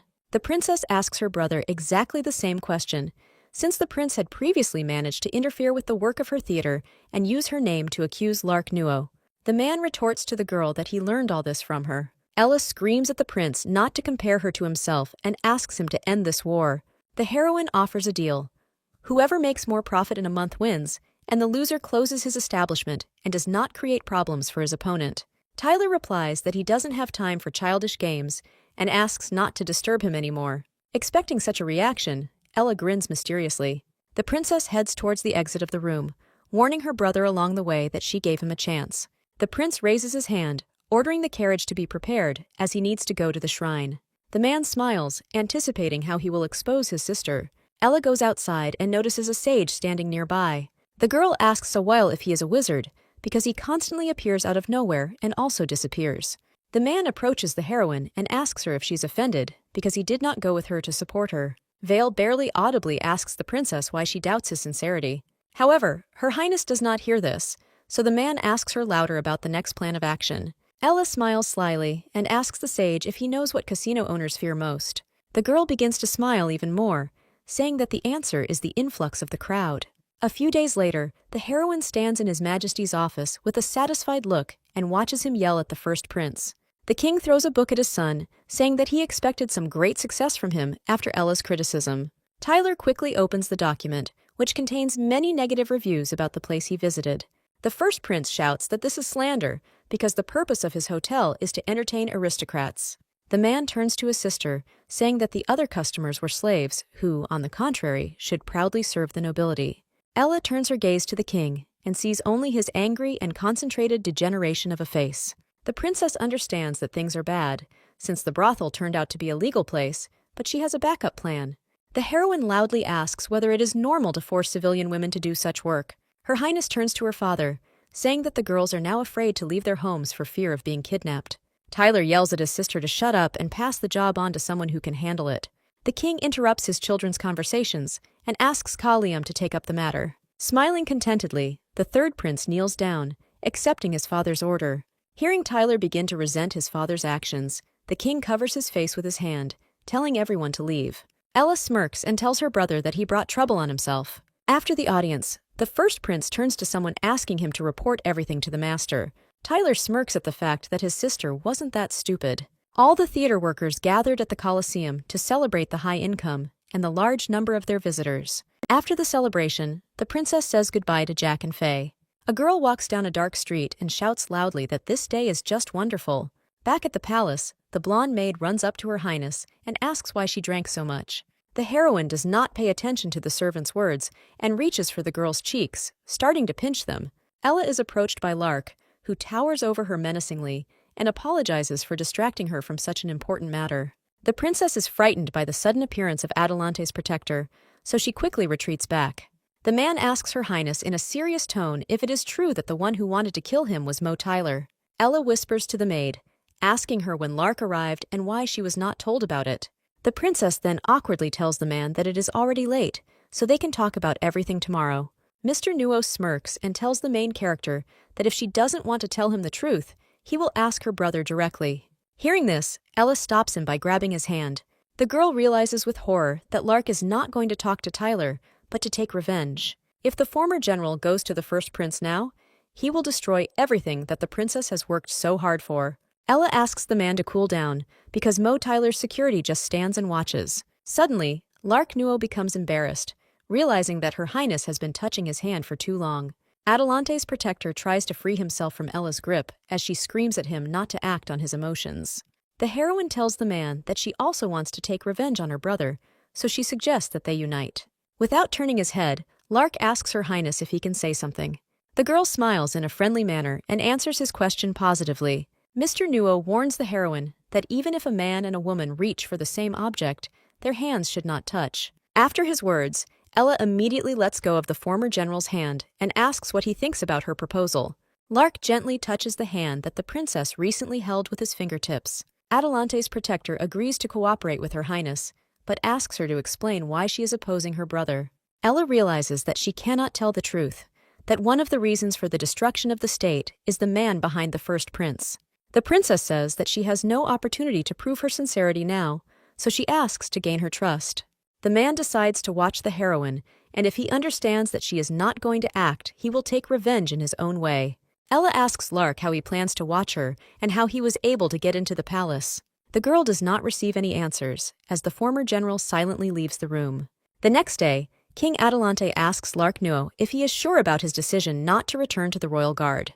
To this, Adelante's defender replies that he is acting consciously. However, the man tells His Majesty that he has one more request to become Princess Ella's guardian knight. The heroine is very surprised by Lark Nuo's words, since the guardian knight protects from all sorts of dangers and serves only one person. Sawile looks at the man with disdain, as this position allows the man to enter the girl's bedroom at any time. After some time, Ella walks through the palace grounds, but there is no hint of a good mood on her face. The girl turns to someone and yells at him not to follow her. Lark confidently replies that since he has already taken an oath, he will soon be responsible for Her Highness's safety. The princess says that since the man does not want to serve her father, she will assign him to the theater as a captain of the security service. Mr. Nuo remains as steadfast and convinced that he must protect Ella. Seeing that Lark is not going to listen to her, the heroine resigns herself and tells him to do as he wants. The girl finally looks the guardian knight straight in the eye and notices something. Adelante's protector looks intently at the princess, and the heroine finds this look strange. The man asks Ella's opinion about the fact that a person's feelings for another can change dramatically. Her Highness looks away and awkwardly asks not to change the subject of the conversation. Not hearing a clear answer, Lark reaches out his hand to the girl's hair and lightly touches it. However, his hand is immediately stopped by someone else's. Sawile angrily tells the man that he has not yet learned the ethics of chivalry. The sage says that he is amazed at how quickly and successfully the princess creates a harem for herself. Lark Nuo pulls his hand out of Ella's grip and bows before her, saying that he will accept any punishment. The girl warns the former general that they will talk later, since the sage clearly did not come for no reason. Finally, the guardian knight looks at Sawile with disdain and then leaves. Ella exhales and thanks the sage for coming in time, because he has no idea where this could have gone. The ash-haired man grins and says that he came at the wrong time after all. The princess smiles awkwardly and says that there is nothing between her and Lark except a working relationship. Her Highness clarifies the reason for the sage's visit and says that she also needs to discuss something related to Lark Nuo. Suddenly, Vale yells at the heroine not to talk about another man next to him. The sage quickly approaches the princess and asks if he and the former general are the same in her eyes. Ella starts to get angry at the ash-haired man, as he started to cross all boundaries with such behavior. The princess pushes the sage away from her and shouts that they are the same, since they both do and say strange things. The heroine turns away, screaming that if she didn't have to survive, she wouldn't care about anyone. Realizing that the girl is leaving, the man will put his arm around the girl, causing her to lose her balance. Her Highness is angry at such actions, so she intends to slap Vale, but accidentally hits his mask. The mask falls to the ground, and a bleeding wound appears on the sage's face. The heroine's eyes widen in surprise, and she looks at the man in disbelief. The girl's only close friend, Alan, appears in front of her. Ella looks at the man with despair in her eyes, not understanding what is happening. The heroine thinks that she opened up too much to Alan and behaved completely differently with the sage. All the moments connected with the ash-haired man flash through the princess's mind. The heroine is overcome by a shudder that spreads throughout her entire body. Alan notices this and tries to take the girl's hand, but she yells at him to stay away. Smiling in a friendly manner, the sage raises his hands and says that there is no need to fear him because they are allies. Ella crosses her arms over her chest, saying that she doesn't understand what the man is talking about. Alan says that he did not want to deceive the princess because he was sure that she recognized him. To confirm his words, the sage places his hand on his heart and swears by God that he will never betray the heroine. Her Highness looks at Sawale carefully, noticing every detail of his appearance. The princess looks down and says that she doesn't care about the man's words. The girl tries to leave again, but the sage grabs her by the hand. Alan tells the heroine that he will win her trust again and asks her not to give it to anyone for now. While all the actors in the theater are preparing for the performance, the princess sits alone and depressed away from everyone. Faya approaches her mistress and asks what she is thinking about. Her Highness sighs and begins to talk about one of her friends. However, Ella doesn't finish the sentence, asking the girl with purple hair to return to the stage. The heroine throws her head back, thinking that she definitely won't fall for the loud promises given by Sawale. Now the girl is piecing together the puzzle, because the sage and Alan were similar in appearance, but different in character. Ella's eyes fill with disappointment at the thought that the ash-haired man wanted to get close to her in order to kill her. The princess slaps her cheeks, driving away the gloomy thoughts, because the future, like their relationship, could change. Her Highness once again plays in her head the man's words about how he would win her trust again.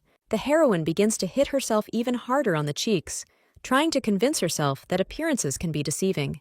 A maid approaches the girl and asks if the princess is feeling well. Ella smiles kindly, saying she was just fighting off insects. The maid reports that His Majesty has ordered Her Highness to return to the palace to discuss something related to the International Congress. The heroine enters the office where the royal family, the sage and the man in the robe have gathered. Ella notices that the atmosphere in the room is filled with gloom and tension. The messenger of God, Tarian Hui, looks at the princess attentively and smiles. Her Highness notices that the man is wearing a white robe, indicating that he is a clergyman. Then the heroine's gaze turns to the sage, who smiles sweetly at her. Ella turns her head away from Alan because she thinks he knew something about this meeting but didn't tell her. His Majesty informs everyone that in half a month their country will host a World Congress, and therefore wants to hear some proposals on this matter. However, there is still dead silence in the office. Then the king decides to find out the sage's opinion, to which he simply asks to give him some kind of assignment. The commander of the nightly detachment, Corporal Lars, also asks His Majesty to give him some task. Hiram Adelante rubs the bridge of his nose, disappointed by the men's answers. The king asks the divine messenger if he has any suggestions. Tarian Hui replies that he has listened to the enlightening priest and believes that the princes will be able to complete the matter. At this point, Tyler tells His Majesty that the third prince can definitely handle this difficult task. Ka Liam reproaches his brother for lying, but the first prince claims that state affairs are not a joke, so he will handle this matter better. A happy Liam stands up and asks the king to grant him this task, and the messenger confirms that the Holy See will cooperate with the third prince. The Congress, held once in a decade, is the best platform to demonstrate the strength of the nation. Ella asks Larkno how a country can demonstrate its power. The Guardian Knight replies that the host country will choose the aspects of the demonstration, and each other will bring its capable people to the conference. The princess understands that the host country has the advantage of long preparation, but this time, their country was chosen only half a month before the event. The girl thinks that her older brother is plotting again. Even the Holy Throne has intervened, so the assembly will not be simple this time. The book the heroine read in her world had no record of the General Congress, so too much could change due to her intervention. Lark notices the confusion on Ella's face, so he reaches out to her to reassure her. The silence is broken by a sage who silently entered the room and carefully observed Mr. Nuo's behavior. The man mockingly asks the heroes if he has disturbed them. The princess asks the ash-haired man for what purpose he came, to which Alan replies that he came to dispel the girl's doubts. The sage approaches the heroine and says that he has good news. Sawale gets close to the princess's face and congratulates her on getting married.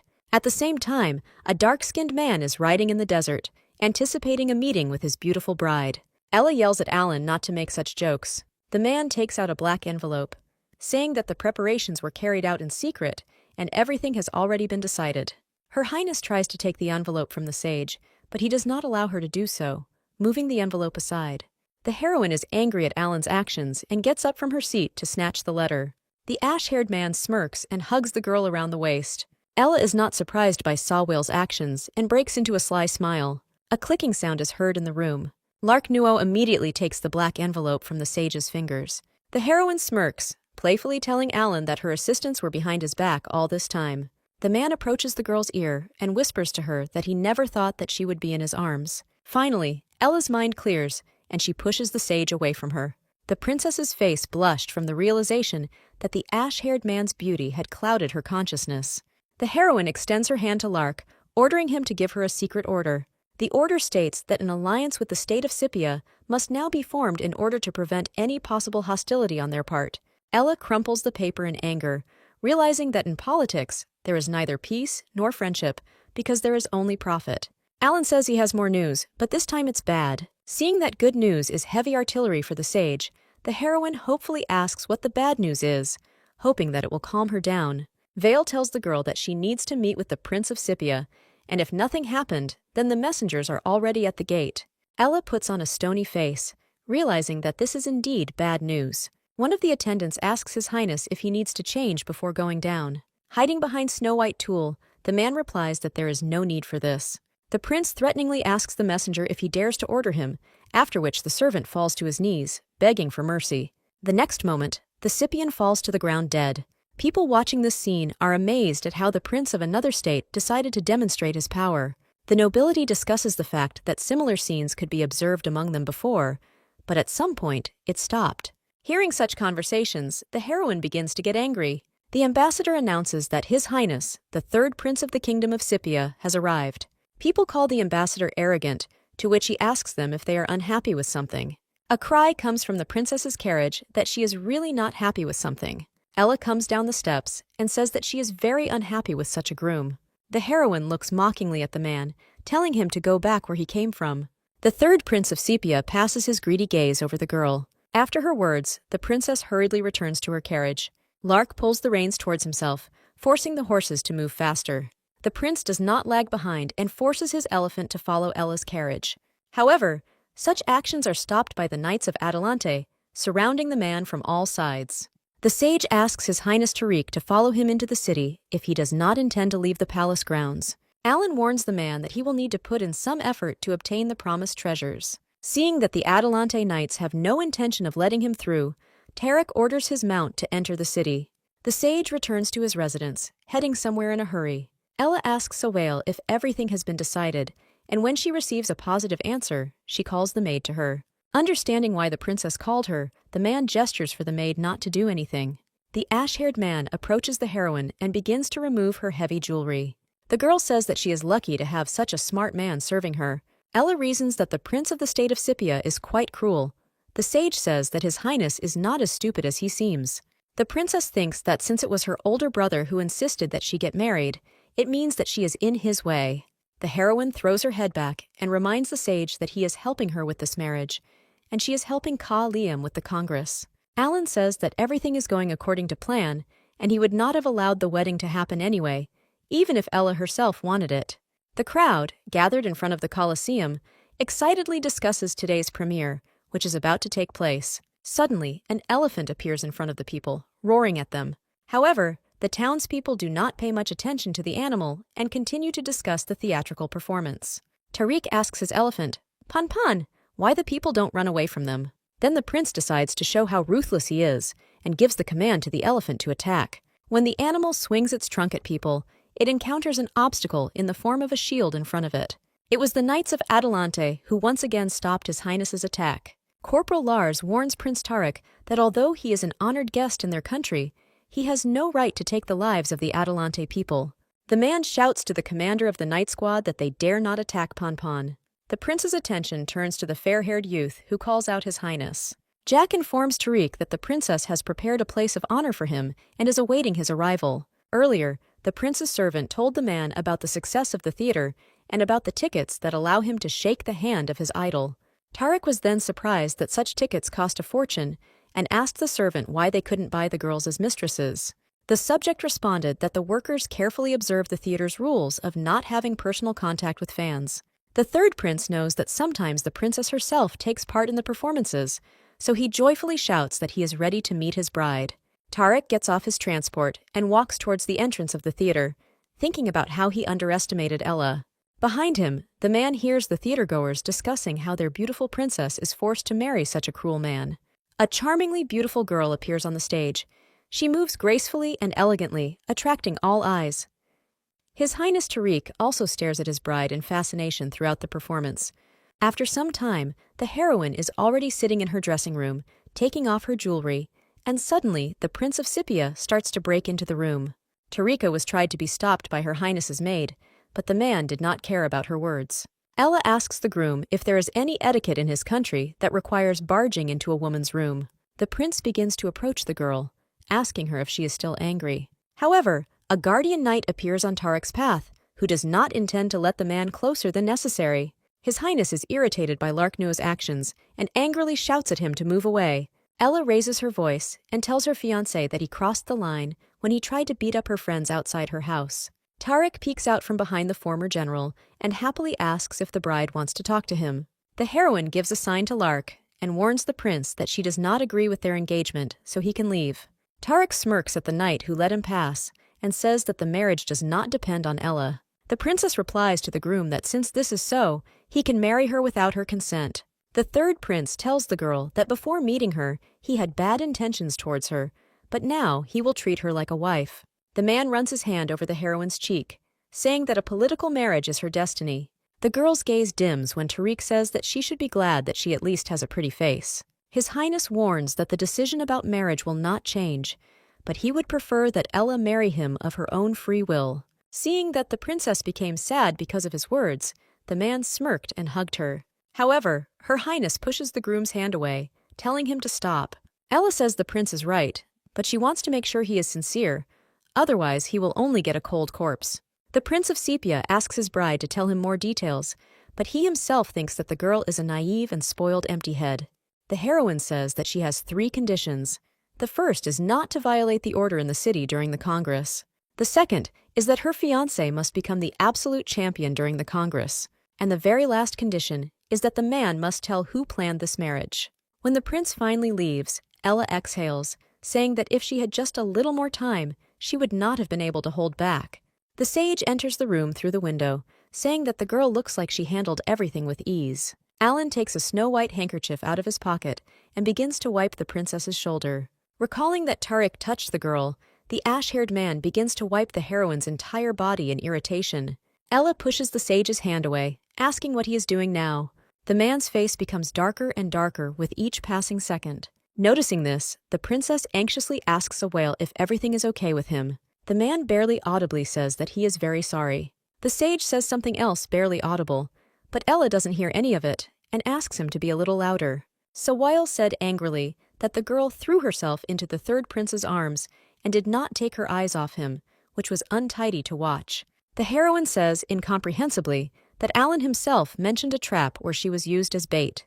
The sage says loudly that the first part of the plan is complete, and now Ella needs to stay away from Tariq.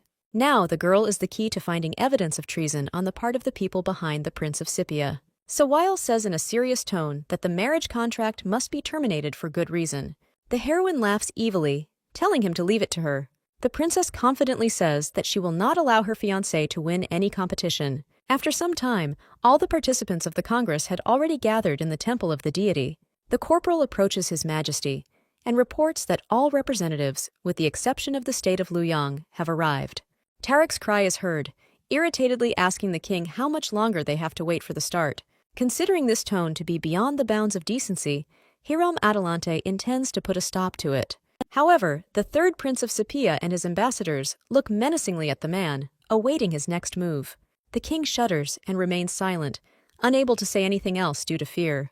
Hiram orders the night squad leader to begin. The event's host thanks everyone for attending and reminds them that the Congress is a testament to the friendship of the allies. The sage rises from his seat, saying that he will begin to give impetus to the discussion. 12 girls with musical instruments begin to climb the stairs. Vale asks the Congress participants to name them correctly, and the one with the most correct answers wins. All the assembled spectators begin to excitedly discuss the first test for the participants. The sage gives Ella a subtle thumbs up, approving of her idea. Tarek orders his servant to go to the delegation of the Lopu state and convey that he must definitely win. The Prince of Scythia notes that these instruments are from that mysterious eastern country. The heroine looks with suspicion at her fiancé's strange behavior, not understanding why he looks so self-confident. Most of these tools are now nowhere to be found, and unless there are time travelers on the side, it is impossible to know them all. Her Highness looks intently at the Scythia state's answer sheet and notices that they have one more instrument than Lopu. Scythia's messengers ask Ella why she looks so surprised. The princess says that she just didn't expect things to be so bad in Scythia, since they only guessed 8 instruments. Tariq says that a win is a win, no matter the result. The heroine asks the groom why he considers himself the winner. The third prince grins, replying that no one else could give the correct answers. Ella smiles, saying that there is always someone better, and His Highness's self-esteem borders on vanity. Tariq quickly gets up from his seat and looks through binoculars at the sheet of paper in the girl's hands. It turns out that the Manhwa state wrote several more instruments than anyone else. The Prince of Scythia shouts that such a small state cannot know more than Lopu, the country that understands music best. However, the heroine notes that His Highness Tariq was able to write 1 instrument more than Lopu. Realizing that he has been caught cheating, Tariq sits back down in his seat, saying that he will definitely win the debate and the military competition. Ella congratulates the Myanmar state and asks the winners to propose a second debate task. Representative Mianyu, an expert in mathematics, announces that it will be necessary to give the correct answer to the problem. The cage contains chickens and rabbits. All animals have 35 heads and 94 legs. The question is, how many rabbits are in the cage and how many chickens? The math expert says that the one who gives the correct answer first will win. Corporal Lars leans over to the princess and asks her if she already knows the answer to the question, as he thinks she has made an alliance with this state. Ella says that it was clear from them that they would not agree to an alliance, so the girl simply sent them a note with the answers. The night squad leader says that he doesn't know the answer to this question, so now they are under Mianyu's thumb. The princess simply turns her sarcastic gaze on the man. The corporal asks, puzzled, why the girl is looking at him like that. Her Highness says that this is a task for children, and if the commander had not interfered with her, she would have answered long ago. Corporal Lars blushes brightly, saying that he wants to see the heroine disgrace herself. Ella raises her hand and announces that she has already solved this problem. The princess says that the correct answer is 23 chickens and 12 rabbits. Tariq turns his head towards the Mianyu representative, awaiting his verdict. The expert in mathematics confirms that the answer given by the princess is correct. The third prince of Scythia throws a glass of wine at the Mianyu representative out of anger. Then the man turns towards the heroine and says that he does not recognize this victory. Ella cuts off the groom, telling him to accept his defeat with dignity. Otherwise, she will consider it a challenge to the International Congress. Tariq begins to rebel even more, but Scythia's envoys try to calm him down, reminding him of the importance of the event. The man grins and says that there is no need to bring up the question of the results of the competition, since Adelante's victory will not affect the outcome.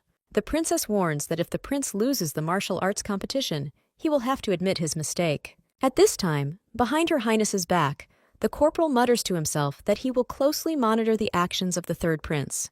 The sage and Ella go down the stairs, and Vale asks the girl if she guessed that Tariq would deny his defeat. The princess says that at first she thought that everything would end in one competition, but her fiancé is not the kind of person who admits mistakes. The ash-haired man asks with interest what the heroine will do with martial arts. Ella is surprised by the man's question, as she thought he knew the correct answer.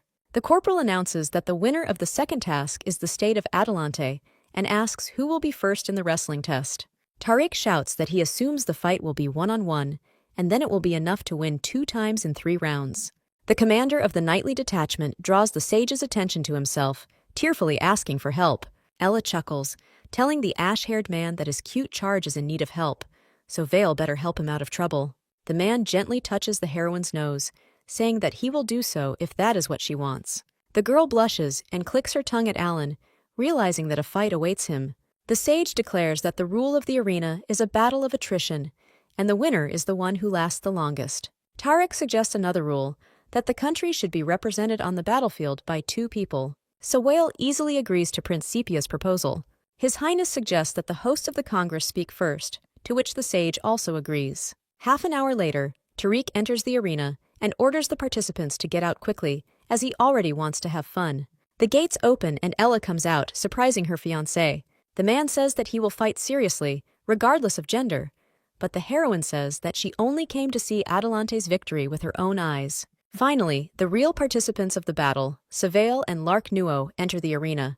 The Guardian Knight prepares for his first one-on-one fight. The third prince of Sepia looks at the former general, saying that he does not deserve to have his hands dirty.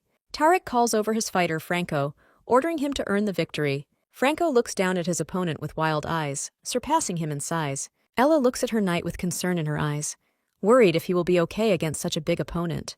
The sage reassures the girl, saying that the warrior Adelante will not be defeated by such a weak opponent. Ash-haired sighs, asking the princess to worry about him because he has to fight this crazy prince.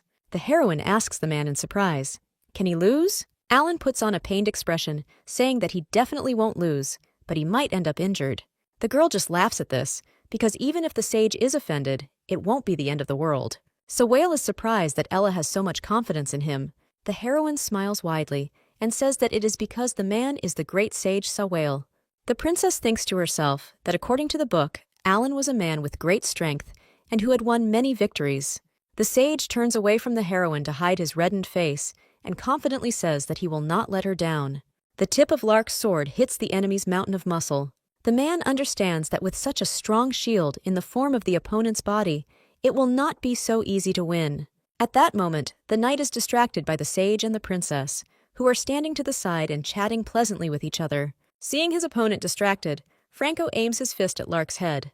The angry knight punches his opponent in the stomach, shouting at him not to interfere. Mr. Nuo says that using a sword is difficult, so he will continue to fight with his bare hands to show what real fighting is. Franco doesn't listen to the man and attacks him from above, swinging his arms. Lark informs his opponent that a monkey like him can only use brute force.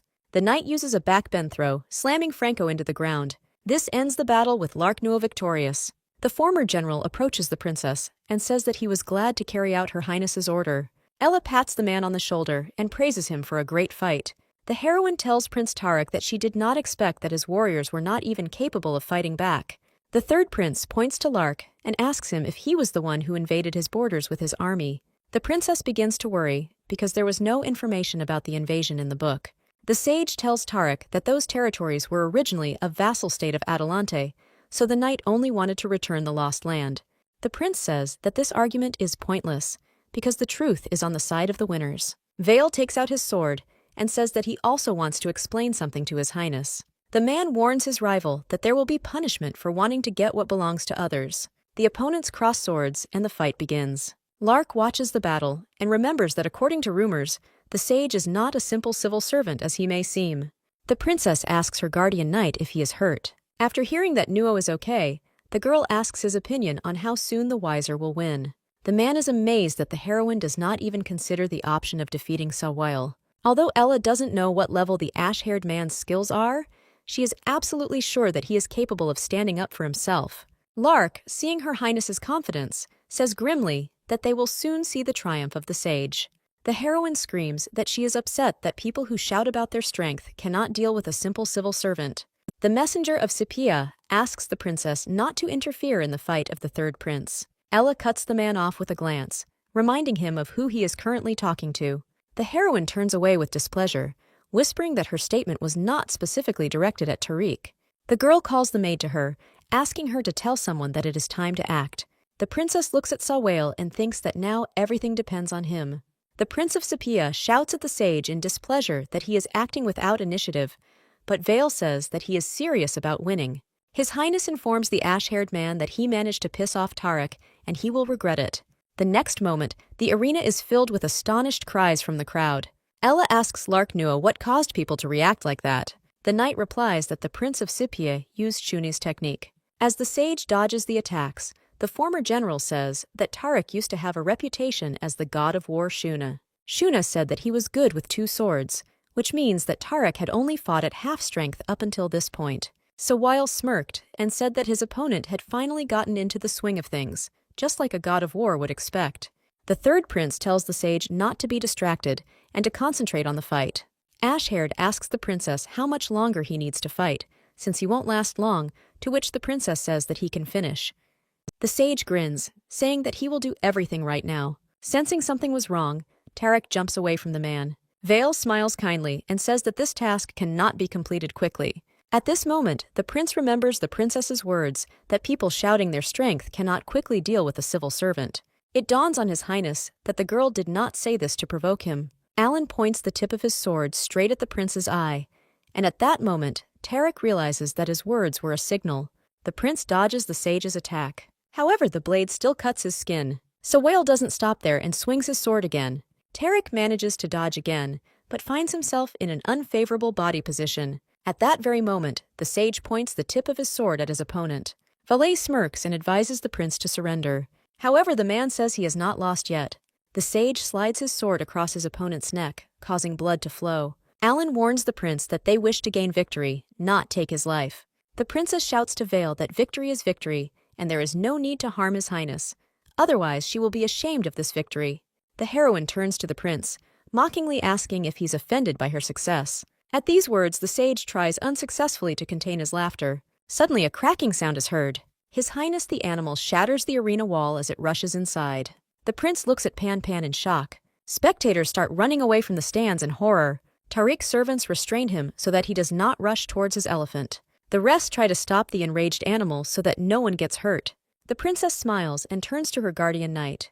The servants use sticks to calm the elephant. Tariq quickly runs up to Pan Pan, asking him how he feels and why he suddenly ran out. At this, the elephant raises its trunk and roars at its owner. A servant approaches His Highness and informs him that some insect has climbed into the elephant's trunk and that the elephant has broken free from its chain in pain.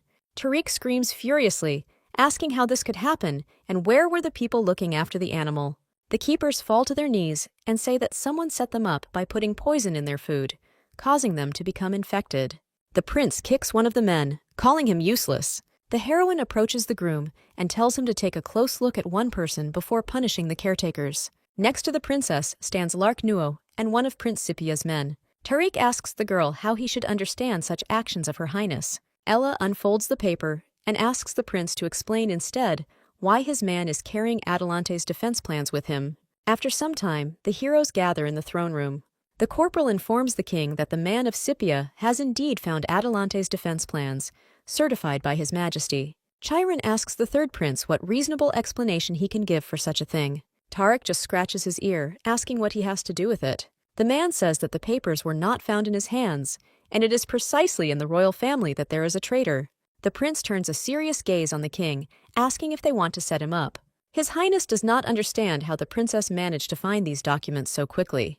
The king decides to ask his daughter what she has to say about this. Ella says that first of all, she wants to apologize for planning today's event, but she did not use the documents to frame anyone.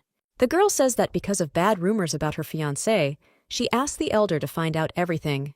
The heroine says that she never thought that they would discover how someone was secretly contacting Prince Tariq. After these words, the princess turns her gaze to her older brother. Tyler asks the princess what she's getting at, to which the girl asks him why he's so nervous. The king stops his children's squabble by gesturing for them to stop. Chiron asks his daughter in a serious tone why she didn't report her suspicions right away. Ella says she had no evidence and was afraid of scaring off the criminals prematurely. The girl tells her father that the sage also knew about this, so if the king does not believe her, then he asks him to at least believe Sawale. His Majesty is surprised by the girl's words and says that of course he believes the ash-haired man. After this, Chiron looks at his sons with suspicion, wondering who could have revealed their plans back then. Both princes begin to deny it, saying that it was definitely not them. Ella asks to look at the man who is kneeling behind her. Lark squeezes the suspect's face, and the princess asks if it looks familiar. Those in the room begin to talk among themselves about how this man resembles the first prince's servant, Mo Tyler. His Highness begins to retreat and almost falls, but the hands of the divine messenger catch him. The king narrows his eyes and asks his son what to make of this. Someone's voice tells His Majesty that doubt is the seed of darkness that can defile the soul. Sawale looks at the princess, saying that the very person he spoke of has arrived. Ella sighs in disappointment, as the sage has predicted everything again. The king extends his hand to the newcomer, saying that he did not think that he would be able to come after all. A high-ranking official, the Most Holy One, enters the throne room. The man says that the divine light illuminated Adelante, and he could not miss such a happy day. His Holiness congratulates Her Highness on her wonderful husband and expresses the hope that the sage also congratulated her. The man says that Sawale helped test Prince Tariq to ensure his intentions. The high-ranking official looks closely at the sage, asking him if he is right. Ella looks at the Holy One with the same gaze, realizing that every word of the high priest is a trap. The princess says that unfortunately, she cannot accept the congratulations of His Holiness. The man asks in surprise if the heroine's heart is occupied by someone else, and in that case, the king has put her in a difficult position. The girl is amazed that the high priest took her side. After this, Ella realizes that the sage really did calculate everything. His Majesty says that his daughter has become close to Sawale recently. The princess forces a smile and says that it really is so. The Holy One tells the king that his children have the right to have close relationships with the courtiers, because this may be useful to them in the future as rulers.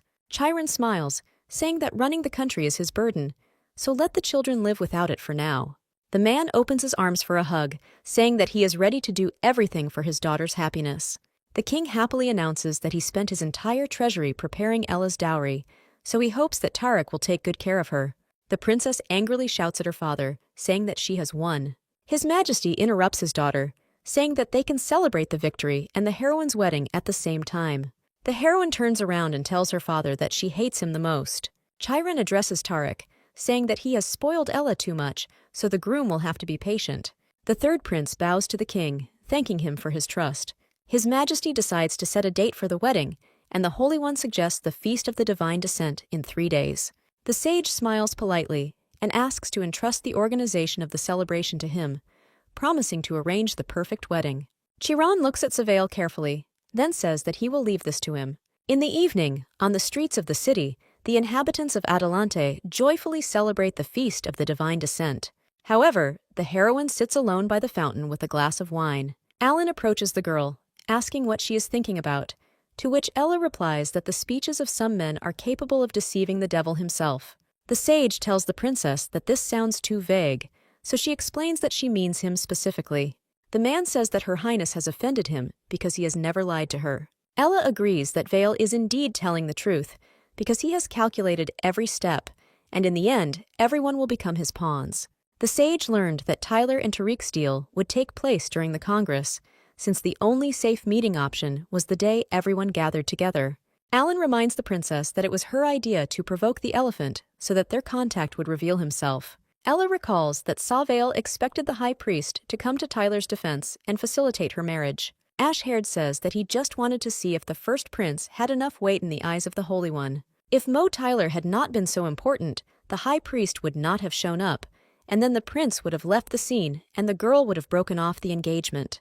Realizing that the man had another hidden plan that she didn't know about, the heroine drinks all the wine in one gulp. The princess stands up from her seat, announcing that she will go look for Tariq. The ash-haired man clenches his fist tightly, trying to restrain himself from going after the girl. Felix approaches the sage and asks worriedly if his master wants to tell Ella the real reason.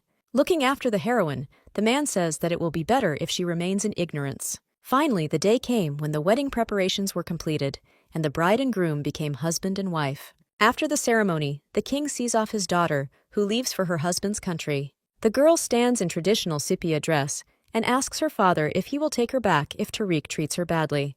Crying, the man confirms the princess's words, saying that he will never forgive the prince if he offends her. Ella turns to her maid, Emily, asking her to take care of the king. The heroine asks the crying Jack to take good care of the theater in her absence.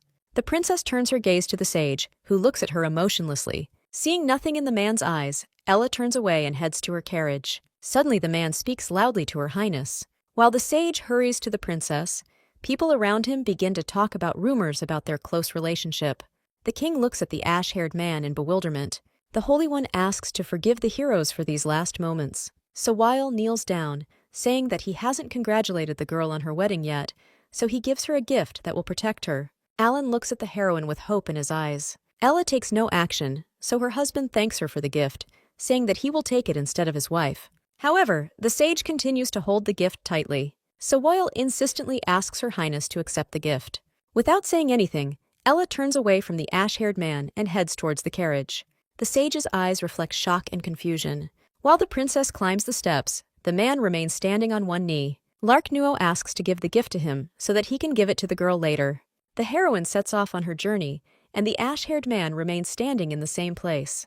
While the newlyweds are traveling to the state of Scipia, Ella looks out the window with a bored look. Tarek asks with interest what the girl is looking at.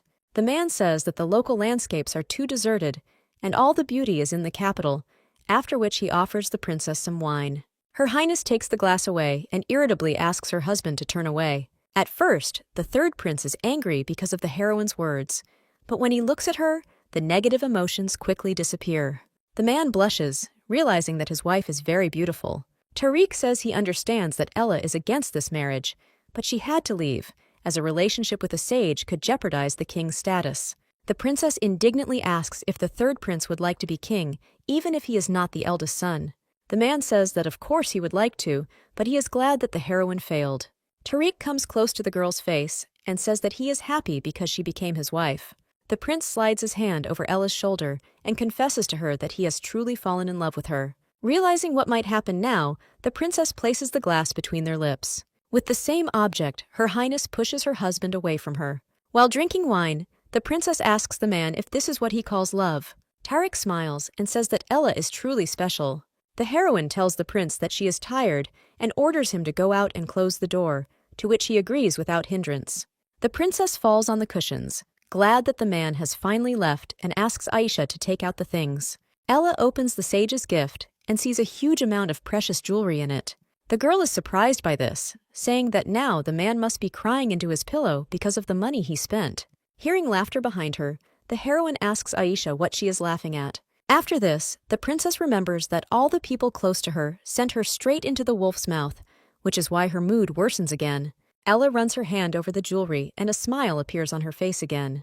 The servant asks His Highness if he would like them to teach the princess some manners, as she is too arrogant. Tariq turns his fiery red eyes on the man. This look sends shivers down the servant's body, and the prince says that in order to taste delicious food, you have to try. The lower official says that he is too stupid, thereby apologizing to the prince. Tariq notices something ahead and raises his left hand up, indicating that they have guests. Aisha asks Her Highness to be careful, but the girl rises from her seat, saying that they have arrived. The princess happily says that she knew it would happen this way. However, suddenly the heroine's mind becomes clouded and her body stops obeying her. Aisha worriedly asks the exhausted lady if she is okay. Ella realizes that she is in this state because of Tariq, who offered her a glass of wine. At this moment, the third prince is wondering whether his wife will like the sight of the sea with red sand. After which the man enters into battle with the unexpected guests. One of the opponents throws some blue powder into Ponpon's eye. Tariq turns towards his animal and sees a man in a robe standing in front of him. The prince shouts at the stranger not to even think about harming his wife. The man in the robe chuckles, telling His Highness not to worry, as he will soon meet the girl in the afterlife. The opponents attack the elephant by piercing its eye with a spear and encircling its legs with spiked wire. The place where the heroine was falls from the animal to the ground. The prince looks at Ponpon with horror. The stranger tells His Highness that he had better take care of himself and throws the same blue powder at him. Lark Nuo runs up to the fallen structure, shouting at the princess if she is okay. Ella says she is okay and asks the knight if their people are outside now. Lark doesn't understand what the girl is talking about, so she explains that the sage's men are delayed, so they will have to save themselves. Seeing how hard Her Highness stands up, the former general asks what happened, to which the heroine replies that she simply stood up abruptly. Suddenly, someone breaks into the carriage. This man turns out to be the Prince of Scipia, whose clothes and face are all covered in blood. Ella says her husband's name in shock. The princess is horrified by the sight of the man, seeing how badly he is injured. Tariq looks at the girl with his one good eye and asks for forgiveness for putting her in danger. The stranger in the robe tells the prince that he didn't think that he got himself into all this because of Her Highness. The man smiles wickedly, warning the princess that he is here to escort her. Lark covers the girls with his body and takes out his sword. Ella cuddles up to the knight and asks him to remember that at the right moment, he will need to leave her and protect the prince. However, the former general disagrees with her, as the princess's safety comes first. Her Highness does not agree with him, since if something happens to Tariq on their territory, it will put all of Adelante at risk. The heroine smiles calmly, saying that she will not die so easily. After some time, Felix, along with the rest of the knights, arrives at the scene. The man notices that the third prince of Sepia is sitting next to the carriage. Felix hurries towards Tarek, asking where the princess is along the way. However, when the man runs up to His Highness, he sees that his body has been pierced through by a sword. The knights approach their captain and say that they have not found the girl or anyone alive. Felix furiously shouts at his men to quickly split up and search everything around for 3 miles. The sage approaches the Holy One and asks him how he found the sea monster hidden in his house. The high priest smiles and says that Adelante's safety is important, so he cannot be careless. Sawile emotionlessly thanks the man for doing his job so responsibly. At this moment, a servant approaches the sage and tells him some news. Alan's eyes fill with horror at what he hears. The man's hands begin to shake with anger when he hears the servant talk about the missing and the dead. The Holy One announces that he is leaving because he does not want to distract the ash-haired man from important matters. The sage's gaze is filled with hatred from the realization of whose hands this could be. Alan remembers someone's words that said that he would live to see people, their deaths, and would never die. A dog wanders through the desert, purposefully heading somewhere. Suddenly she stumbles upon someone's hand buried in the sand. Man's best friend signals to his owners, who ask Pupa what he found. The princess and her maid lie unconscious on the ground, half buried in sand. Many thoughts about her past and present lives flash through the heroine's head. The last thing seen in the darkness is Tarek's back, protecting the girl from the sword. Ella regains consciousness with cold sweat running down her body. Aisha, sitting in front of her, begins to cry, happy that her mistress has finally woken up. A girl with lush blonde hair sits next to the heroine and tells the princess that they are in the carriage of their group. Her Highness thanks her for the water, and the stranger says that her name is Carrie and she is a dancer. A voice comes from behind the curtain, asking if the young ladies are awake and suggesting they set up camp to rest. Carrie invites the girls to go down, but asks them to walk carefully since they have just woken up. When the dancer leaves, the heroine asks Aisha in a dark voice if Tariq is dead. The maid only sighs heavily in response to this question. Tears begin to flow from the princess's eyes. Ella covers her face and says that it was she who killed the third prince. The heroine says that if it weren't for her, the man would have been able to escape thanks to his fencing skills. Aisha, that's not true, because the princess asked Lark to take the prince away.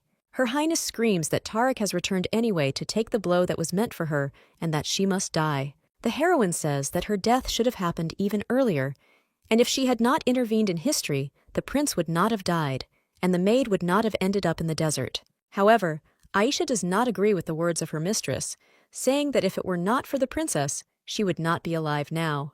The maid says that her Highness has saved countless people from suffering, and even now continues to protect Adelante from external enemies. The girl calms the lady, saying that it is not she who should die, but those greedy people who attacked them.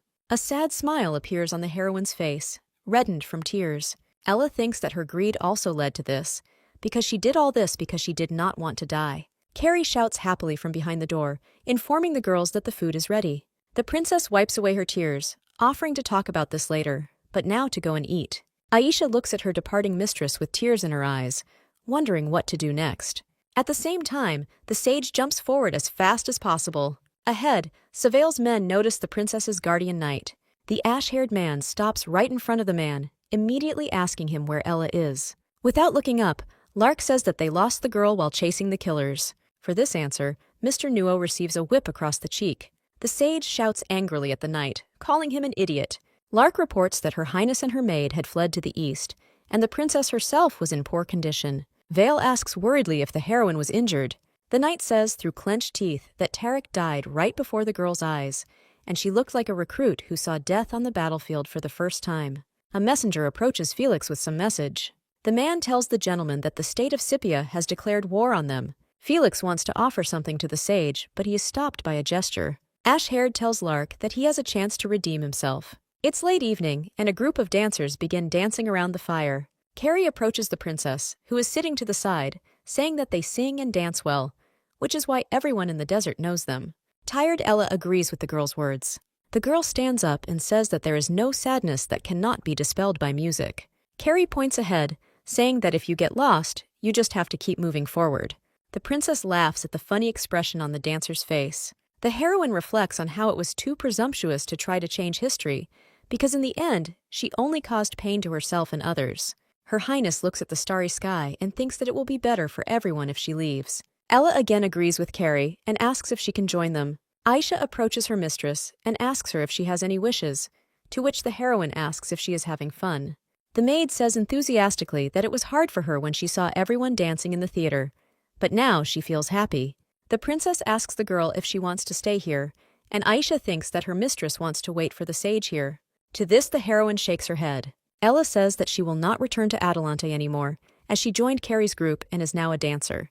Her Highness informs Aisha that she is now free and can go wherever she wishes. In the oasis of the wind, a merchant invites the traveler to taste his most unusual dishes and meet the best dancers in the world. The man asks if the dancers he is talking about are really that good.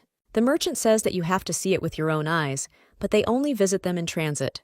However, the man stops short when he sees a cart ahead and congratulates the traveler, as he will be able to watch the dancers perform. The transport is driven by the group's leader, an older man, Harry. Ella looks out of the curtained window of the carriage with interest. The wanderer wants to ask the merchant about the girl who appeared, but she quickly closes the curtain. The residents of the wind oasis shout joyfully, greeting the group leader. Some people loudly address the dancers, wanting to see them sooner. Harry signals to the girl that they can go out. Lead dancer Carrie warns the leader that they are unlikely to be able to pacify the residents. Seeing the dancer, the people begin to rejoice joyfully. Carrie offers her hand to Aisha, who has just peeked out, asking her not to be afraid of the noisy people, as they are simply very happy. When another dancer emerges from the carriage, the wanderer recognizes someone in her. The luxuriously dressed princess dazzles the public with her beauty. People start making noise when they see the girl. The wanderer looks at the bright and beautiful eyes of her highness, and now he is absolutely sure that it is she. Suddenly, the heroine's gaze meets the wanderer's gaze. Ella looks closely at the man and realizes that his clothes are from the country of Luyang. That same night, all the residents of the Oasis of the Wind gather around the fire and dance in circles around it. The heroine looks at the people having fun with a happy smile. The same man approaches the girl and introduces himself to the princess as Louis Shang, from the trading caravan of the state of Luyang. Ella states her name and asks how she can help. Louis says that although he didn't see her dance, it seemed to him that she needed help. The heroine freezes for a moment upon hearing the words of the resident of the country of Luyan. The man looks awkwardly at the girl, and even the knight cannot hide his reddened cheeks. Ella smiles and tells her interlocutor that he seems like a polite person, but he didn't start the conversation very tactfully. Louis begins to recite a poem about a beautiful girl whom the hero unexpectedly met and quenched the desire that was hidden in his heart. The princess looks at the man in surprise, not expecting at all that his answer would be a poem. The amazed heroine wonders whether everyone in the past was so romantic and straightforward. Louis looks up at the girl, waiting for her to say something to him. However, the heroes are interrupted by Carrie, who invites Ella to their performance. The girl starts to leave, but when she hears a disappointed sigh behind her, she stops. The princess turns around and playfully asks the man if he wanted to watch him dance earlier. After this, Louis perks up and blushes even more. Watching Ella's dance, a resident of the country of Luyan compares her to a swan that flies easily and a flying dragon whose flexibility is magnificent. The man realizes that the girl is truly the goddess of his heart. After the heroine's performance, the audience begins to enthusiastically applaud the dancer. The crowd begins to thank the dancers for their performance by pouring gold coins into Harry's hat.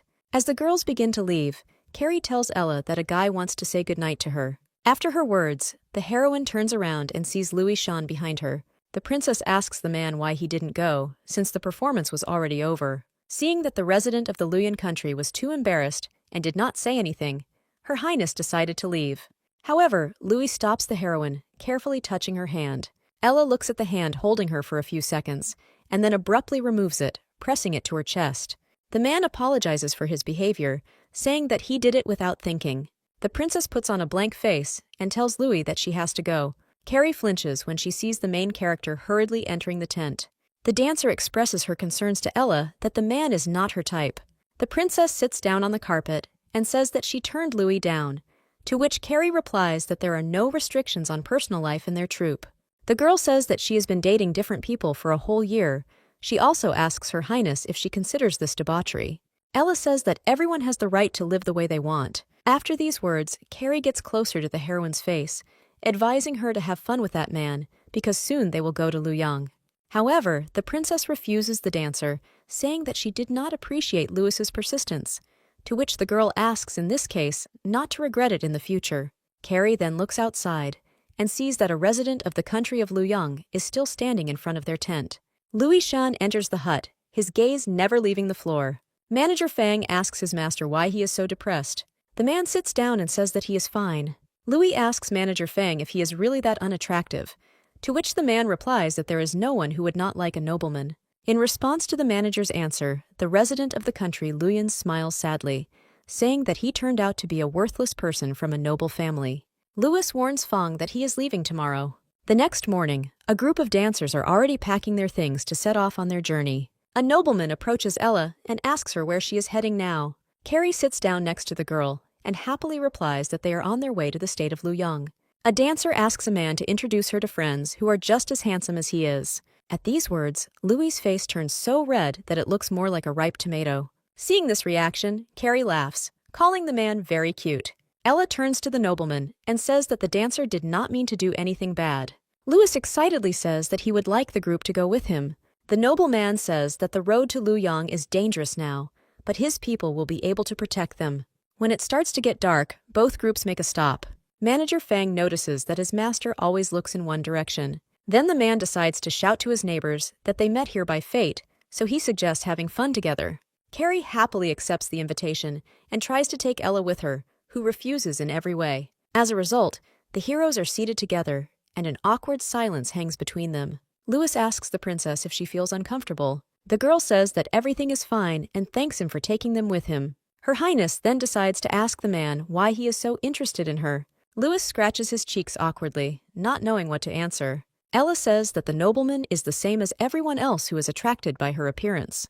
The man says he has no dirty intentions and just wanted to make friends. The heroine does not understand why he chose her, because for Louis she is just a foreign dancer. The nobleman looks up and says that all young gentlemen are just birds locked in a cage, and the dancers are free, like birds in the sky, so he envies them. However, the man was not interested in the girl for this reason. Louis points his finger at the girl's eyes, saying that there is so much worry and doubt in them. The man smiles and says that their eyes are very similar. Ella turns away and asks playfully if the wandering dancer is of the same breed as the nobleman. Louis says that his family has great influence in the state of Luoyang. The hero's father died, and since he was the only man in the family, he had to take his place early. However, Louis was too young, so his mother took care of the affairs, although everyone said that he was the head of the house. This year, she brought a 7-year-old boy with her and forced him to give up his rights to him. The hero calls it funny that 18 years have passed since his father's death, but for some reason, everyone turns a blind eye to the fact that he has a little son. Ella asks, confused, why people would accept such an outrageous lie. The man says that this is indeed true, but he is glad because now he is free. It's just that those who support Louis's mother act without a twinge of conscience, but since the well-being of many people depends on their family, he worries about them.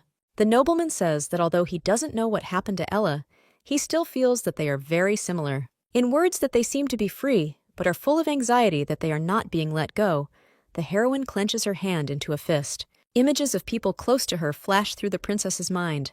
Ella closes her eyes as she feels tears begin to build up in them, knowing that her disappearance is the only sure outcome. The heroine says that of course she cannot help in any way, but she is ready to be an attentive listener to the man. The girl holds out her hand to confirm that they have an agreement, but Louis looks at her with confusion. Instead of shaking hands, the man crosses his palms and thanks Ella. The princess realizes that in the state of Luoyang, apparently, it is not customary to hold hands. A wanderer comes to the Oasis of the Wind and shows someone's portrait, asking if the merchant has seen the girl depicted in it. The man says that the sheet depicts a new girl from Harry's troupe and warns the travelers that she has already left. The merchant reports that the troupe left with a trading group from Luoyang, and one of the merchants has already set his sights on the dancer, so the wanderer is late. Long ash-green hair flutters in the wind. Having received the necessary information, the man sets off on his journey again. The trading party and Harry's troupe finally arrive in the state of Luoyang. A girl from the Zhang family asks Mr. Jun to let them into the city because they were robbed by bandits. The guard pushes away the woman and child, saying that he doesn't care about her family name since he's only interested in money. Then a caravan approaches the man, and he begins to list how much and what they must pay for. However, Manager Fang asks to look at his master's pass card. Upon seeing the badge, the guard apologizes and welcomes the travelers into the city. As the carts leave, the man spits, saying that he has no luck today. The manager shouts to the heroes that they have already been accommodated and asks them to follow him. Louis carefully helps Ella down from the cart. The man asks worriedly if the girl is tired after the journey, and if she needs to call a doctor. The heroine says that she is fine and asks the nobleman how big the down payment is when entering the city. The princess says that the price she heard could be worth a whole year's income to some. The girl wonders why the price was set so high and suggests that it was to prevent spies from appearing. However, the answer to the question turns out to be greed and power over property. Ella suggests that taxes here aren't low either, which Lewis confirms. The heroine is amazed that people who work hard receive only 20%. The man says that there have been many uprisings. The country and the people are in dire straits, and only in the capital is a false sense of peace maintained. Ella remembers that the same thing could happen to her country and says that if the ruler does not fix anything, the state will simply disappear. The princess reflects that in order to calm the people, it will be necessary to change their minds, but this is difficult to do. Louis suggests coming back to this later and asks the girl to go and rest after a long journey. The heroine opens huge doors leading to the place where the dancers have temporarily stopped.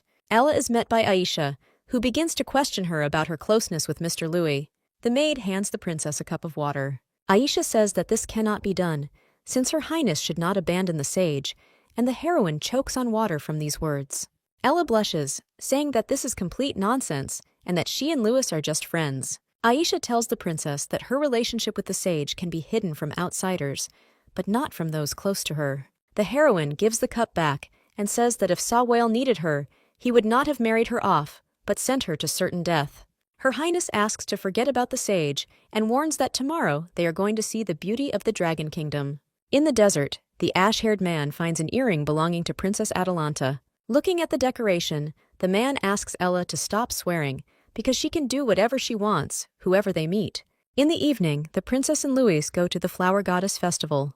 The remaining dancers were unable to attend the celebration because they had not yet settled into their new surroundings.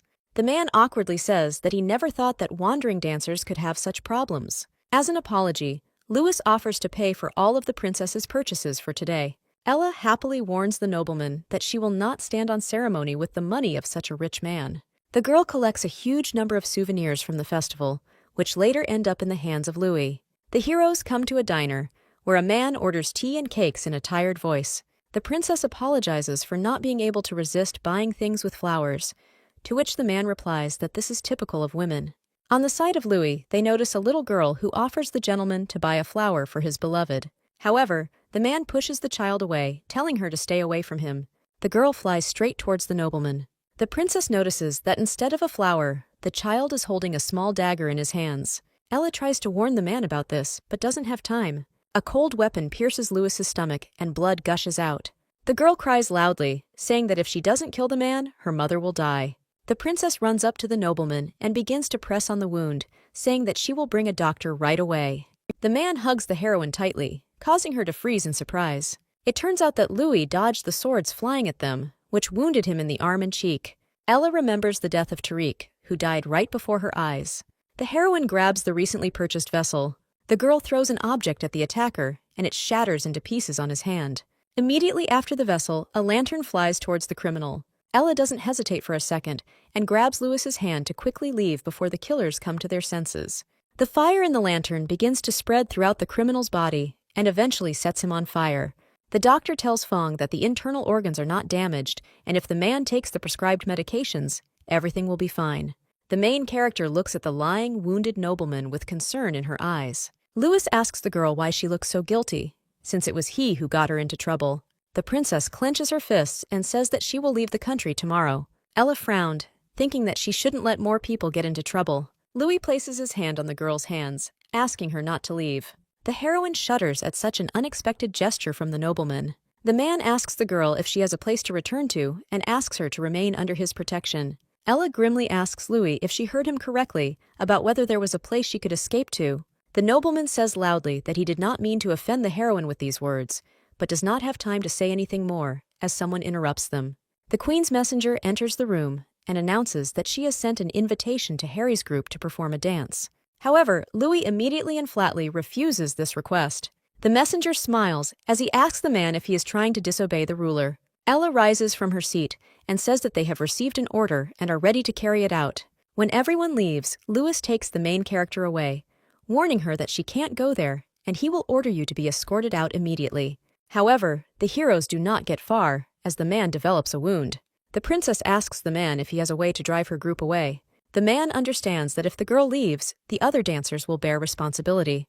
Ella warns Louis that she won't run away alone. The heroine decides that no matter how her actions affect the story, she won't care. From now on, the princess will only do what she really wants. The girl leaves, leaving Louis alone, and after a while he shouts to the servants that he is returning to the palace. The man thinks that if the queen has to take everything away from him to be happy, she will regret it. Majestically seated on the throne, the queen looks menacingly at the man who has come to her. The woman decides that there is no point in keeping a man kneeling before her, since he's not capable of coping with his job. At Her Majesty's words, the mercenary begins to tremble with fear. The man asks the queen to give him another chance, promising not to let her down again. However, the guards take away the resisting man, while his partner has already left this world. The child looks at what is happening with horror in his eyes, and his body is constantly shaking. The queen places her hand on the boy's shoulder, reassuring him that if he behaves well, his mother will not be strict with him. The mother tells her son not to follow Louis's example, otherwise he will never be able to achieve great things with such actions. The dancers head to the palace of the kingdom of Luyang. Ella apologizes to Carrie for dragging her into this, but the girl is even glad to be in such a place. The heroine calms down, but asks the girl to leave her and protect the group if something goes wrong. Carrie gives a thumbs up, saying that street dancers have no conscience. The princess looks at the palace with apprehension, but in her heart she is determined to do everything. The girls go inside and greet the queen, saying that it is an honor for them to dance for her. However, Carrie interrupts Her Majesty, asking her question, which of the dancers is named Ella? The guards push the girls in the back and they fall to their knees. The princess looks at the queen with all the hatred in her eyes. The queen notices this look and understands that it is Ella, after which the woman offers her to kill Louis, and then she will save the girl's life. Her Highness, without hesitation, replies that she refuses this offer. The woman closes her eyes in disappointment, telling the guards to proceed. The queen's servant is the first to attack Carrie, kicking her. Ella shouts that they are from another country and asks the queen if she is afraid of starting a war this way. Her Majesty warns the heroine that in another second their lives will cease to mean anything.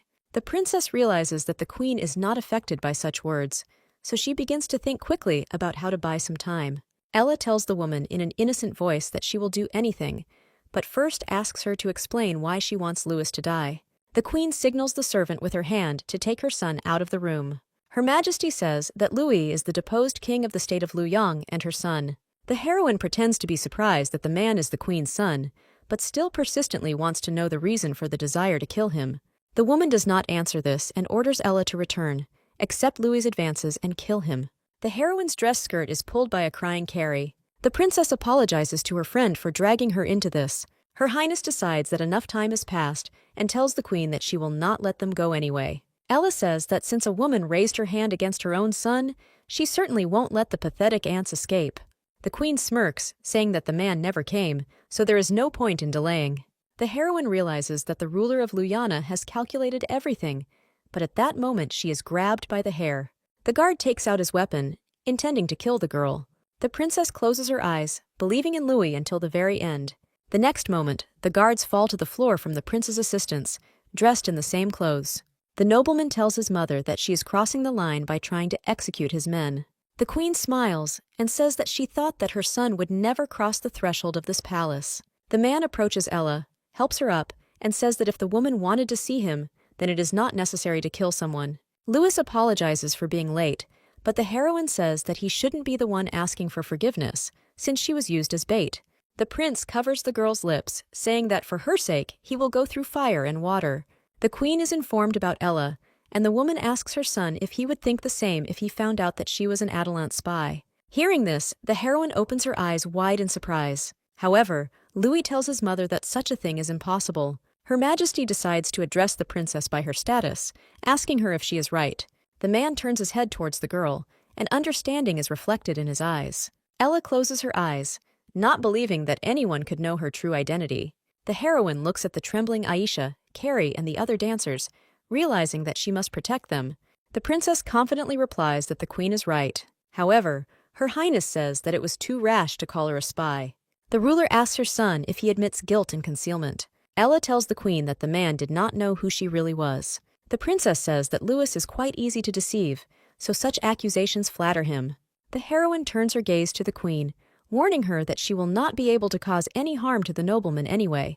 The girl realizes that she could just as easily have been killed, thereby exerting a much greater influence on the man. Ella asks the queen if she agrees that she wanted to make life difficult for her son and increase her authority. The woman doesn't even raise an eyebrow at these words, but only looks at the heroine with a smirk. The dancers and the prince leave the palace, and he orders the girls to be taken out of the city. Carrie tries to convince the man that the princess said all this to protect them, so she begs Louis not to let her die. However, the servants forcibly take the dancer away without giving her a chance to finish speaking. Manager Fang asks the master what they should do now. At the same time, the main character is hanging on chains in a dungeon and bleeding. While the girl is being beaten with a whip over and over again, the queen asks her if she has thought it through. Ella replies that she had decided everything back when she sacrificed herself for the safety of others. Her Majesty realizes that she underestimated the princess, so she is very interested in how much more the heroine can endure. The woman gives the order to continue, and the girl begins to be beaten again. Her Highness tells herself to hold on, because this is the price to pay for the lives taken. The image of the sage appears in the princess's mind, and she wonders if he would be upset if she died for another. The queen is informed that the flogging has been going on all night, but has brought nothing, so the woman gives the order for the execution. On the streets, the people of Luoyang discuss the petitioner's order to execute the pretty spy caught in the palace. So Whale, hearing people talking, politely asks if they know where she is from and what her name is. The man hesitantly says that the girl is Adelante's spy. Realizing that the villagers are talking about Her Highness Ella, the sage jumps on his horse. Those gathered in the square discuss the news that the abdicated king was harboring a foreign spy in order to stage a coup d'etat. The people think that if it were not for their wise ruler who caught the spy, then many people would have died. They start throwing food at the princess, wishing her death. The girl thinks that what they said on TV was actually true, that people throw rotten eggs in such situations. The heroines tie their hands tightly with a rope and throw them back, causing pain. The queen's subject announces that Ella, who seduced the king and started a rebellion, is sentenced to be lynched. The princess is frightened to think that this is the very type of painful execution when small fragments are cut off from a person's body over a long period of time. Her Highness closes her eyes, realizing that this is truly the end, since after this she will hardly be able to return to her world. At the moment when the servant brings the dagger to the girl, an arrow pierces his body through and through. The savior turns out to be the prince of this country, Louis Shang. The man shouts at the people not to let themselves be deceived, as Ella is not a spy, but comes from their related country of Adelante. The princess looks at the nobleman in surprise, thinking that he has decided to rebel. Louis screams that his mother is threatening him, extorting money and plunging the people into poverty, and now, in order to maintain her power, is going to execute his wife. At this moment, the heroine looks at the man in bewilderment, not understanding why she suddenly became someone's wife. The prince says that despite the fact that he has abdicated the throne, he cannot watch as everything his father created is trampled into the dirt. The man calls for the throne to be cleansed for the sake of the people and the state of Luoyang. His Highness's warriors begin to fight the queen's warriors, while Louis heads towards the heroine. Her Majesty's servant puts a sword to the princess's throat, telling the prince not to come any closer. Louis tells General Shin that if he lets the girl go, he will forget about this incident. The general cuts the rope and releases Ella. The prince thanks Shin for his display of wisdom, but after a moment he stops. The man smirks and swings his sword, shouting for his Highness to catch the girl. The princess looks at the blade flying towards her and thinks that earlier she had no hope of surviving. But now that hope has appeared, he will die. The sword flies past the girl's face as she stumbles and falls down. A sword flies at General Shin, piercing him right through. Louis thanks the knight for his loyalty and for saving the king's concubine. The sage chuckles upon hearing the man's words and asks Her Highness about her new position. Sawale frowned as she saw the bleeding wounds on the princess's body. The ash-haired man carefully runs his hand over the girl's wounded cheek. His Highness Louis rushes hastily towards the heroes. Vale takes off his cape and wraps it around the heroine, then takes her in his arms. The man looks at the prince with a disdainful look, making it clear that he should not interfere. Louis flinches, not expecting to see such a look. The sage puts Ella on a horse, and together they ride away from this place. The man shouts at them to stop, but the warrior stops him, saying that he and his men will save the princess, but there is a more important situation now.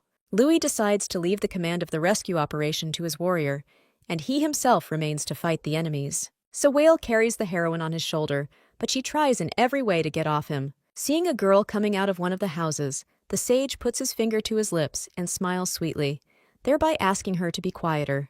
The flushed resident of Luyang blushes brightly because of the man's appearance. The girl goes back into the house, but leaves a crack for peeping. Vale sits Ella down and asks her if she is so happy not being a princess that she no longer recognizes him. The main character turns away from the ash-haired man, saying that she shouldn't remember such a scoundrel. Looking at the girl with concern, the sage says that he is offended to receive such gratitude for the journey he has made and for saving her. Ella notes to herself that it is a rare thing to see Sawale so embarrassed. The princess thinks that the man appeared so suddenly, as if in a dream. The sage suggests that seeing him now, Her Highness finds it difficult to accept that he is worried about her. The heroine blushes and screams that he should not be concerned with her feelings at all. A warrior Prince Louis's cry is heard outside, saying that the man is very worried about her and asks her to leave. Ella happily says that His Highness sent a man for her. The girl opens her mouth to let others know where she is. Vale squeezes the girl's lips, causing her to look at him with indignation.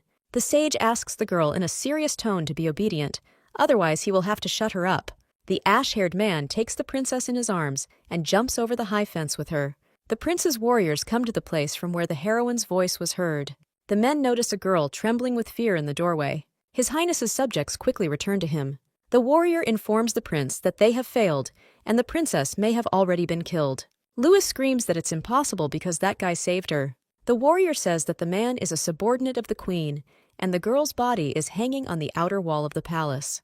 The prince's legs become weak from the words of the servant, and he begins to fall, but the knights catch him. Louis shouts at his mother that since she treats him like this, he won't be petty either. The nobleman raises his sword to the sky and shouts that they are heading to the palace.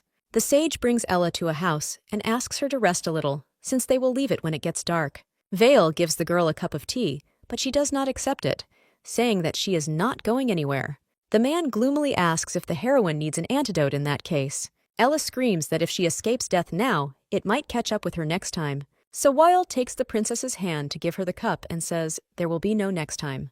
The sage accidentally touches the wound on his hand, causing Her Highness to pull her hand away and spill tea on herself. The man gently touches Ella's hand, asking if she's okay. The girl throws away the ash-haired man's hand and yells at him that her condition shouldn't bother him. The main character says that one day she fell for the sage's lie and went to certain death. The princess reminds Vale of Alan's name, of cooperation, and that all the lies were done only for her own benefit. Her Highness believed that she was just a pawn, but there was hope in her that she had special significance. With tears in her eyes, the heroine asks the man if he was smirking when he fooled her and watched her approach her death. Ella asks Sawale if he likes her face before she dies. Seeing the sage's confused face, the girl smiles. The princess says that she was previously caught in the ash-haired man's net because she had nowhere to go. However, this time Ella does not want such a fate for herself, so she does not care what they do to her. Everything will be better than being with the sage. Vale grabs the heroine's hand, to which she angrily screams at him to let her go. The man hugs the princess and asks her for forgiveness. Ella doesn't calm down and yells at the ash-haired man that his apologies are useless. Vale hugs Her Highness even tighter, saying that he is truly sorry. The sage admits that for a long time he thought only about Atalanta, but when he first saw Ella, he realized that this was a turning point in the history of the country, so he took advantage of the opportunity.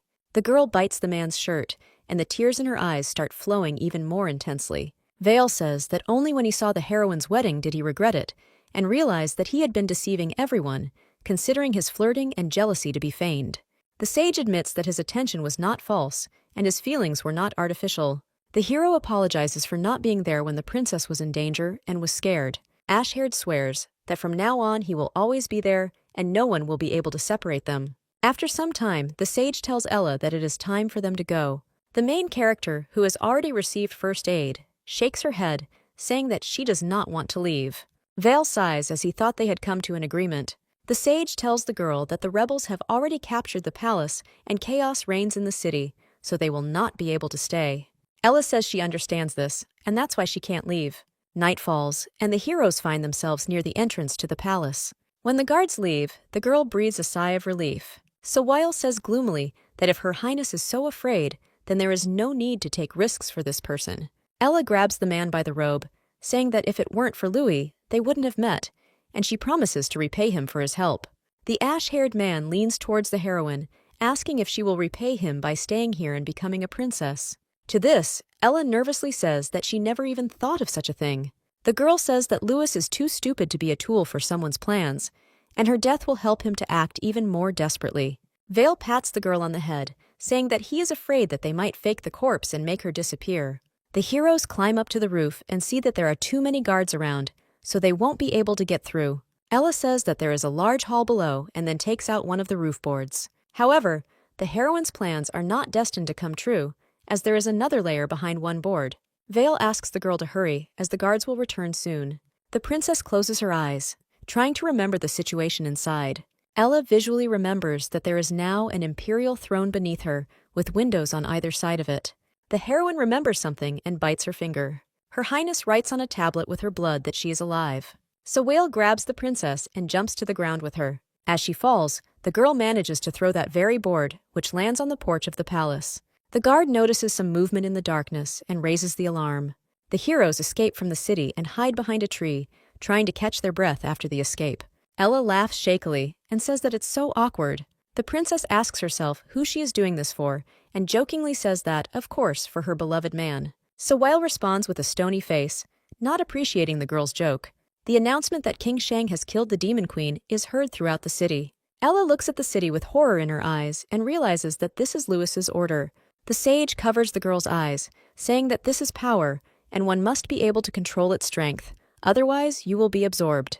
However, for the heroine, the man was a very gentle person, to which Sawale says that character does not matter. The sage says that rights can bring happiness to a large number of people only in the right hands. Vale looks closely at Ella and clarifies that this must be a person who really wants to change everything for the better.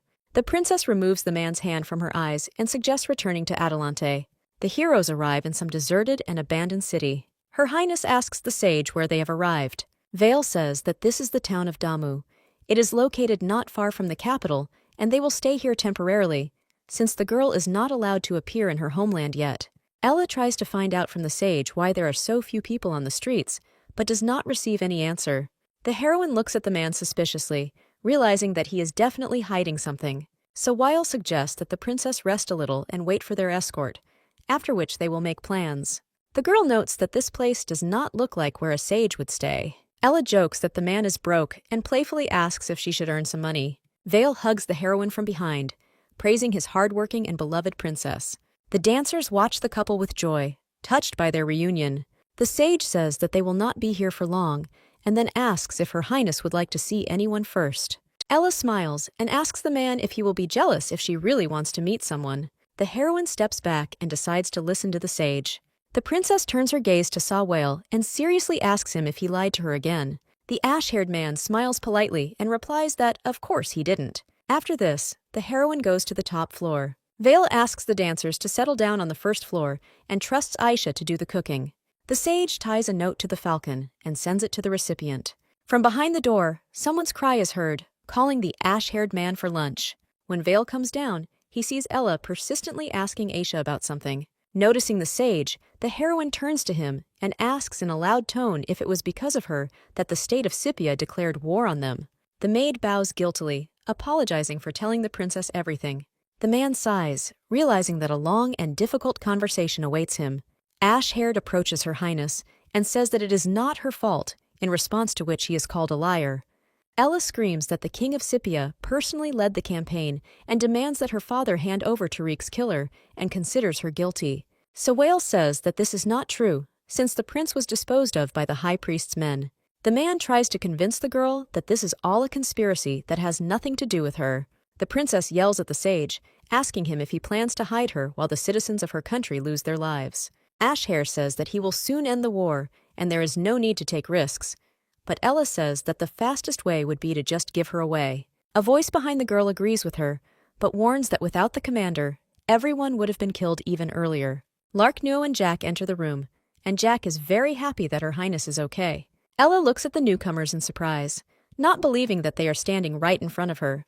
The princess happily runs to the director of the theater, shouting that she misses him very much. The sage does not allow the girl to hug Jack, saying that they need to go the other way. Vale scolds the heroine for not having come all this way just to hug. Seeing that Jack is about to burst into tears, Lark Nuo hugs the young man, trying to calm him down. The heroes sit down at the table and begin to discuss the affairs of the state of Scipia, saying that the kingdom has surrounded Atalante. Ella is surprised that the country reacted so quickly and her father did not take any action. Lark tells the girl that the sage went searching immediately after the princess disappeared, and the king's men took advantage of this, causing them trouble. Her Highness looks at the ash-haired man in surprise after the knight's words. Jack says that the Scipia state sent someone to spread false information. The heroine realizes that this information was about her killing Prince Tariq and disappearing. Sawile places her hand on Ella's hands to support the girl. The man says that the ruler of Scipia can be convinced of the veracity of this information, and it is not clear which part of the army acted out of revenge and which for their own personal purposes. The sage says that if he had not disappeared, the heroes would not have had to leave the city. Lark agrees with the ash-haired man and reminds that the kingdom did not attack the city directly, and the crown prince was offered to negotiate.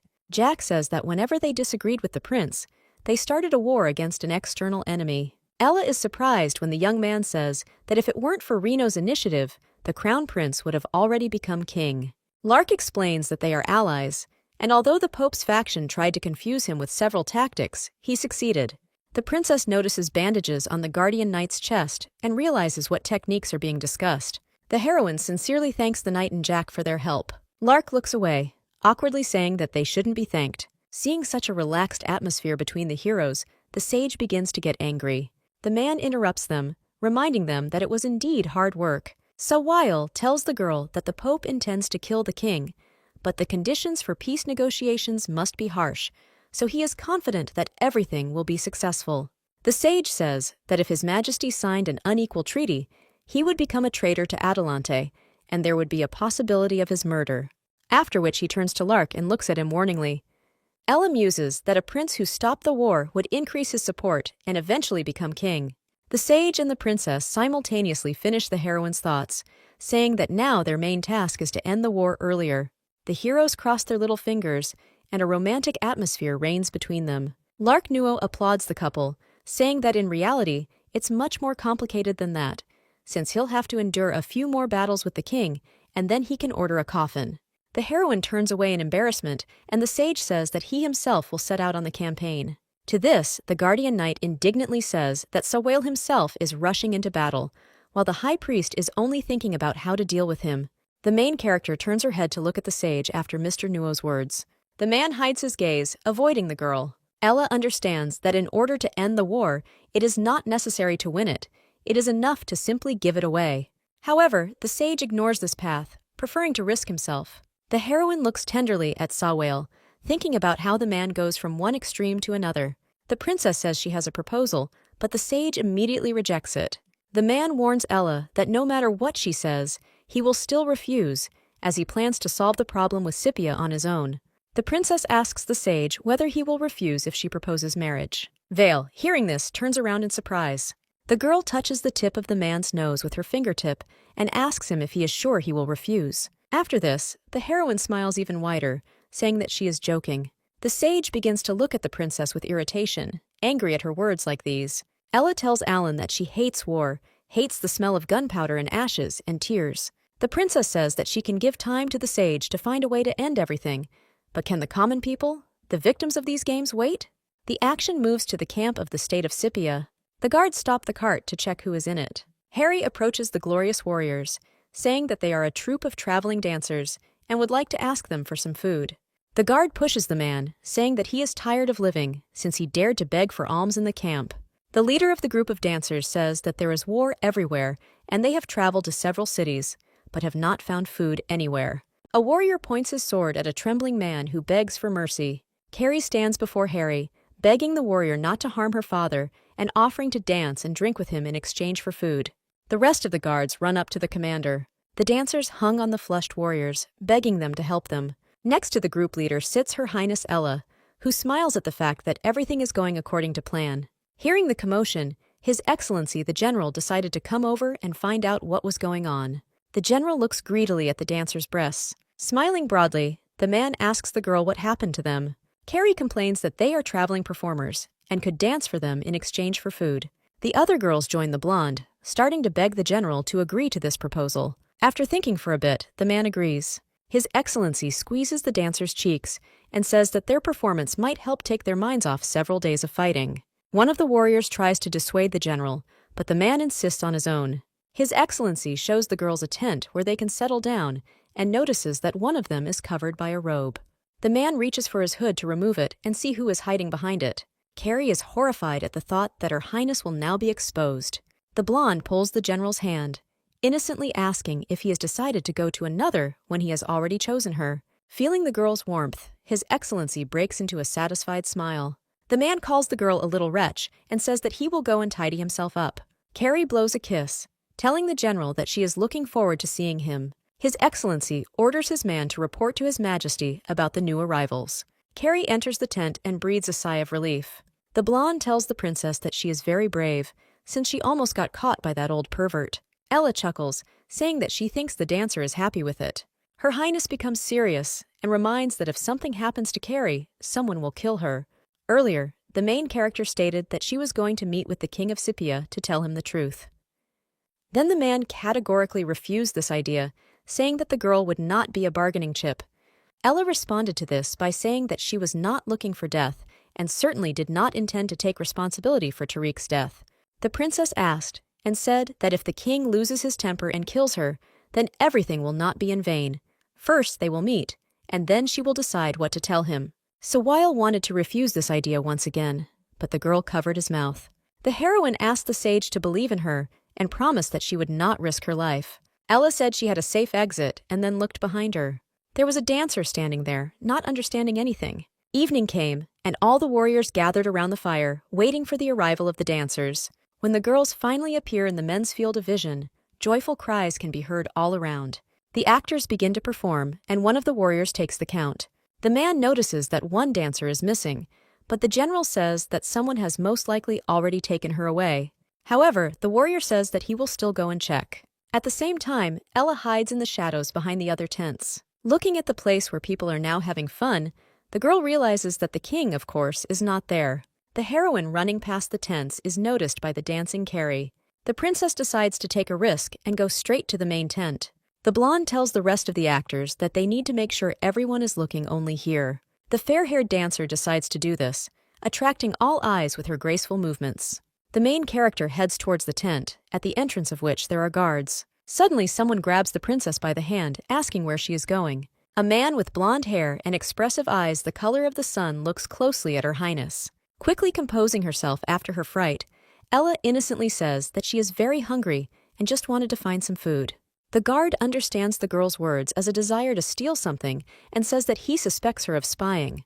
The heroine is surrounded by warriors, pointing their weapons at her. However, the men are stopped by a voice coming from the tent, allowing the princess to enter. Ella looks closely at the entrance to the room and realizes that the target has been found. Her Highness understands that it is now time to move on to her signature number. After the girl enters, the king informs her that he does not need to be served. The heroine is surprised that the man thinks that she is doing this voluntarily. The princess says that she was just hungry and decided to look into this tent. In response to this, the king turns his fierce gaze on Her Highness. Ella says in a trembling voice that there is war everywhere and things are hard for them. The man points to the side, saying that the food is at her disposal. The princess looks at the indicated place and notices that there really are various dishes there. However, the girl notes that the king did not even touch any of the food. Ella carefully asks if His Majesty is not in a bad mood. Her Highness immediately says that she does not want to meddle in other people's business, but she can lift the mood with a dance. The man categorically refuses this. The main character says that in her hometown, they say that if you talk things out, a person can feel better. The king again turns his menacing gaze on the dancer. This sends shivers of fear through the princess's body. Ella begins to apologize, but is interrupted by His Majesty, who says that the girl was sent by Sawile. The heroine's eyes widen in surprise. The king asks the heroine to tell the sage to provide the killer, otherwise Adelante will be buried with his son. The princess smiles confidently at this request. The girl asks the ruler whether he wants to get Her Highness or let off steam. Ella reproaches the king for actually looking for a reason to attack and originally planning to destroy their state. The main character says that a man knows better what was done directly for Tariq and what was done out of personal ambition. The king angrily slams the table and rises from his seat. The princess screams that ordinary people are not guilty of anything and His Majesty, having lost one child, wishes the same for millions of others. As soon as Ella finishes speaking, a fresh wound from the sword of the King of Scythia appears on her cheek. The next day, a group of wandering dancers leaves the camp. Carrie worriedly asks the princess if she's okay. The main character says that the issue with the king has been successfully resolved. At the same time, His Majesty looks at the portrait of his son and praises him for his good taste. Chiron Adelante sits on his throne and asks his son if there is any news from those sent to the enemy camp. Ka Liam tells his father that those people were never able to get inside. Hearing such news, the king slaps the prince and calls him a worthless person. Liam says they did everything as His Majesty said. The ruler of Scythia was too stubborn. Chiron then tells his son that he is no use, so he will find a replacement for him. The king turns to his subjects, wanting to know their thoughts. People do not dare to raise their eyes to the ruler. The high priest approaches His Majesty, expressing the idea that the best solution would be the negotiations proposed by Mo Tyler. However, Chiron refuses, since the Sepia have put forward two harsh conditions, one of which is the extradition of the missing Ella. Tyler tells his father that he has spoken with the Scythian envoy, and he has agreed to replace the princess with 100 men to bury them along with Tariq. Seeing the king's confusion, the Holy One reminds him that the common good is above all else, which is agreed upon by all those gathered. Suddenly, a voice is heard asking everyone whether it is for the common good to kill innocent people. A princess dressed in a luxurious blue dress decorated with pearls enters the throne room. Ella smiles and says that after such words, the high priest seems to her even more noble than before. Mo Tyler yells at his sister, not understanding how she dared to come back here. The Holy One interrupts the first prince, saying that since the princess has returned, no one will have to atone for her sins. Her Highness approaches the man, asking who will compensate her for the harm caused to her as the victim. The princess bows to her father and says that it is time for him to look at the situation from a different point of view. The man asks his daughter to explain what she means. Ella tells the king that she had nothing to do with Tariq's death. The girl cheerfully says that although His Majesty will not believe her, in fact she herself almost died then. The main character asks to allow her to provide evidence of her words. The leader of the group of dancers, Carrie and Lark Nuo, enter the throne room. The princess orders those who enter to tell about everything they saw that day. Mo Tyler looks at his sister in fury, not understanding what this means. A traveling dancer introduces herself and her father to His Majesty. With tears in her eyes, the blonde says that Her Highness found them and said that they were eyewitnesses to the murder. However, according to Carrie, it was so long ago that she can remember little. Tyler exhales nervously, mentally laughing at his sister that her people's false testimony was unsuccessful. Ella orders the blonde to tell the truth, but her father calms her down, telling her not to scare people. The man smiles politely, asking the girl not to be afraid and to tell it like it is. Carrie excitedly thanks His Majesty for his understanding. The dancer says that they did indeed witness what was happening that day, but by the time they arrived, only one man was left alive, and they didn't even see the attacker. Ella is angry at the girl for lying. To prove her point, Carrie runs up to the king, saying that the man left her a dying message. Unaware of the message, the princess tries to take it away from the blonde. However, His Majesty prevents this by taking the item from the dancer. The man unfolds the package, and inside it is a bloody message and a silver medallion.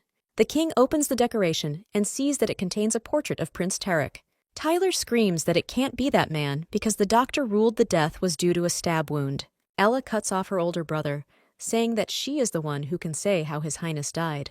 The heroine says that on that day, Tariq ordered her to be protected from the attackers, and before she left, his chest was pierced by a sword, but he was still alive.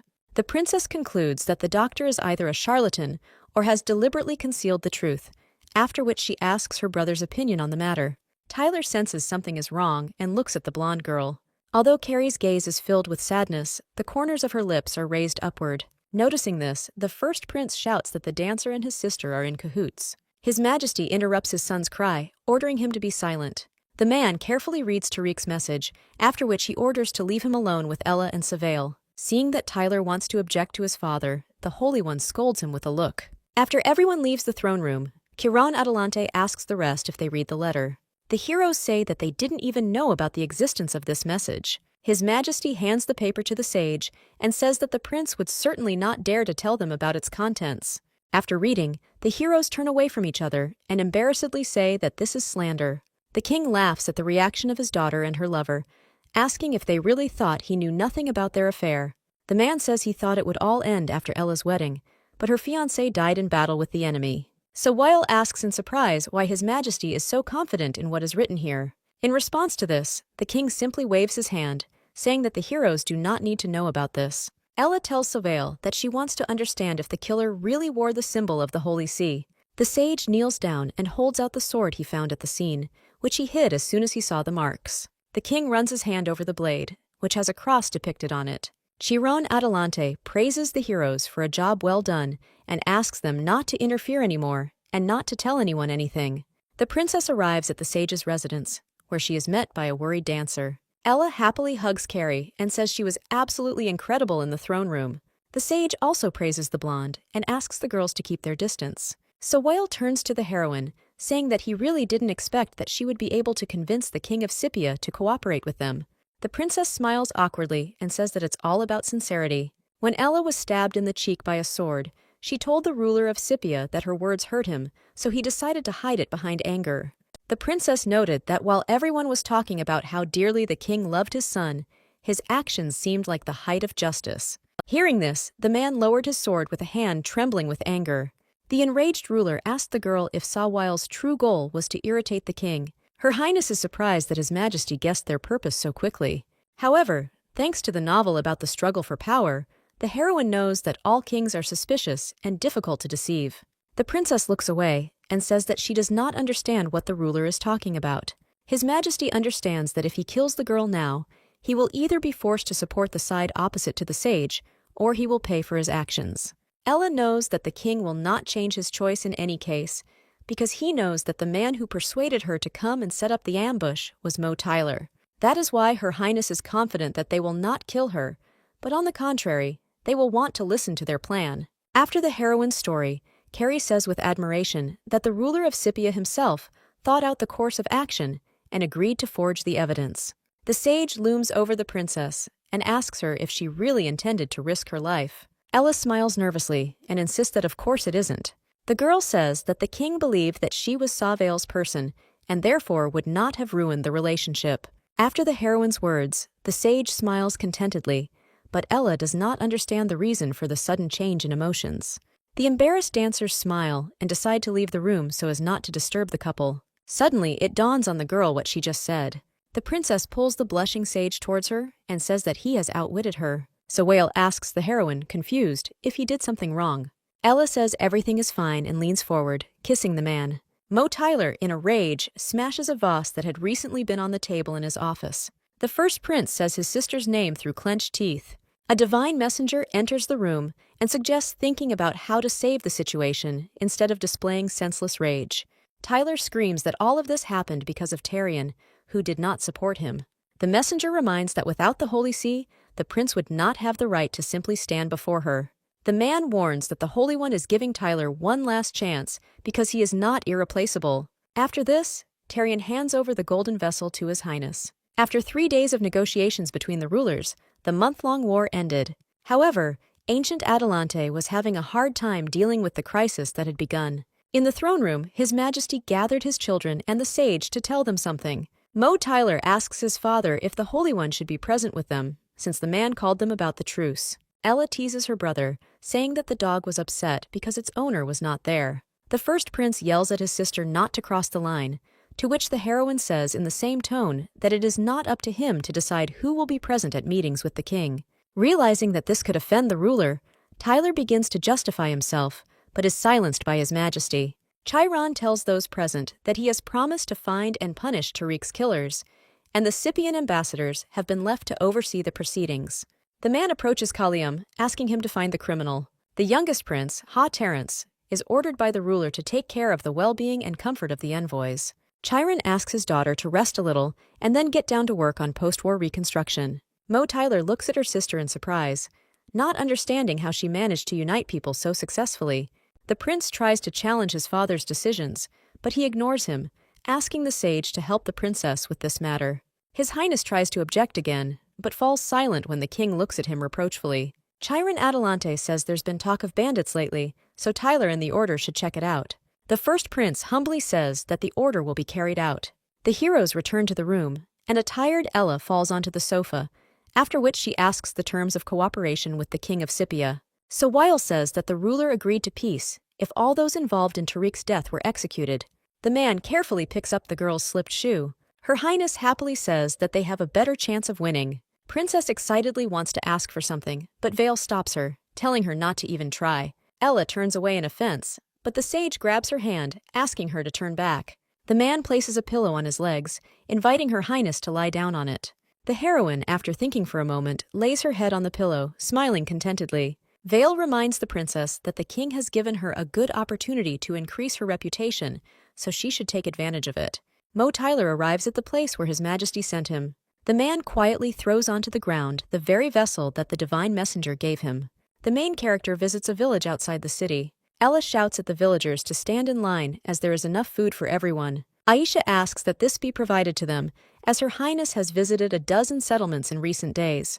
The princess says she is fine and that this is the last village nearby, after which they will take a break. Another reason Ella works hard is because she doesn't want to hear from one person that she is lazy. The heroine turns her head away from the sage, who doesn't understand anything, in offense. Suddenly, the princess hears that people are starting to get upset because someone is not keeping the line. A black-haired woman runs with a child in her arms and begs Her Highness to help him. Seeing the boy's condition, Ella asks Aisha to call a doctor.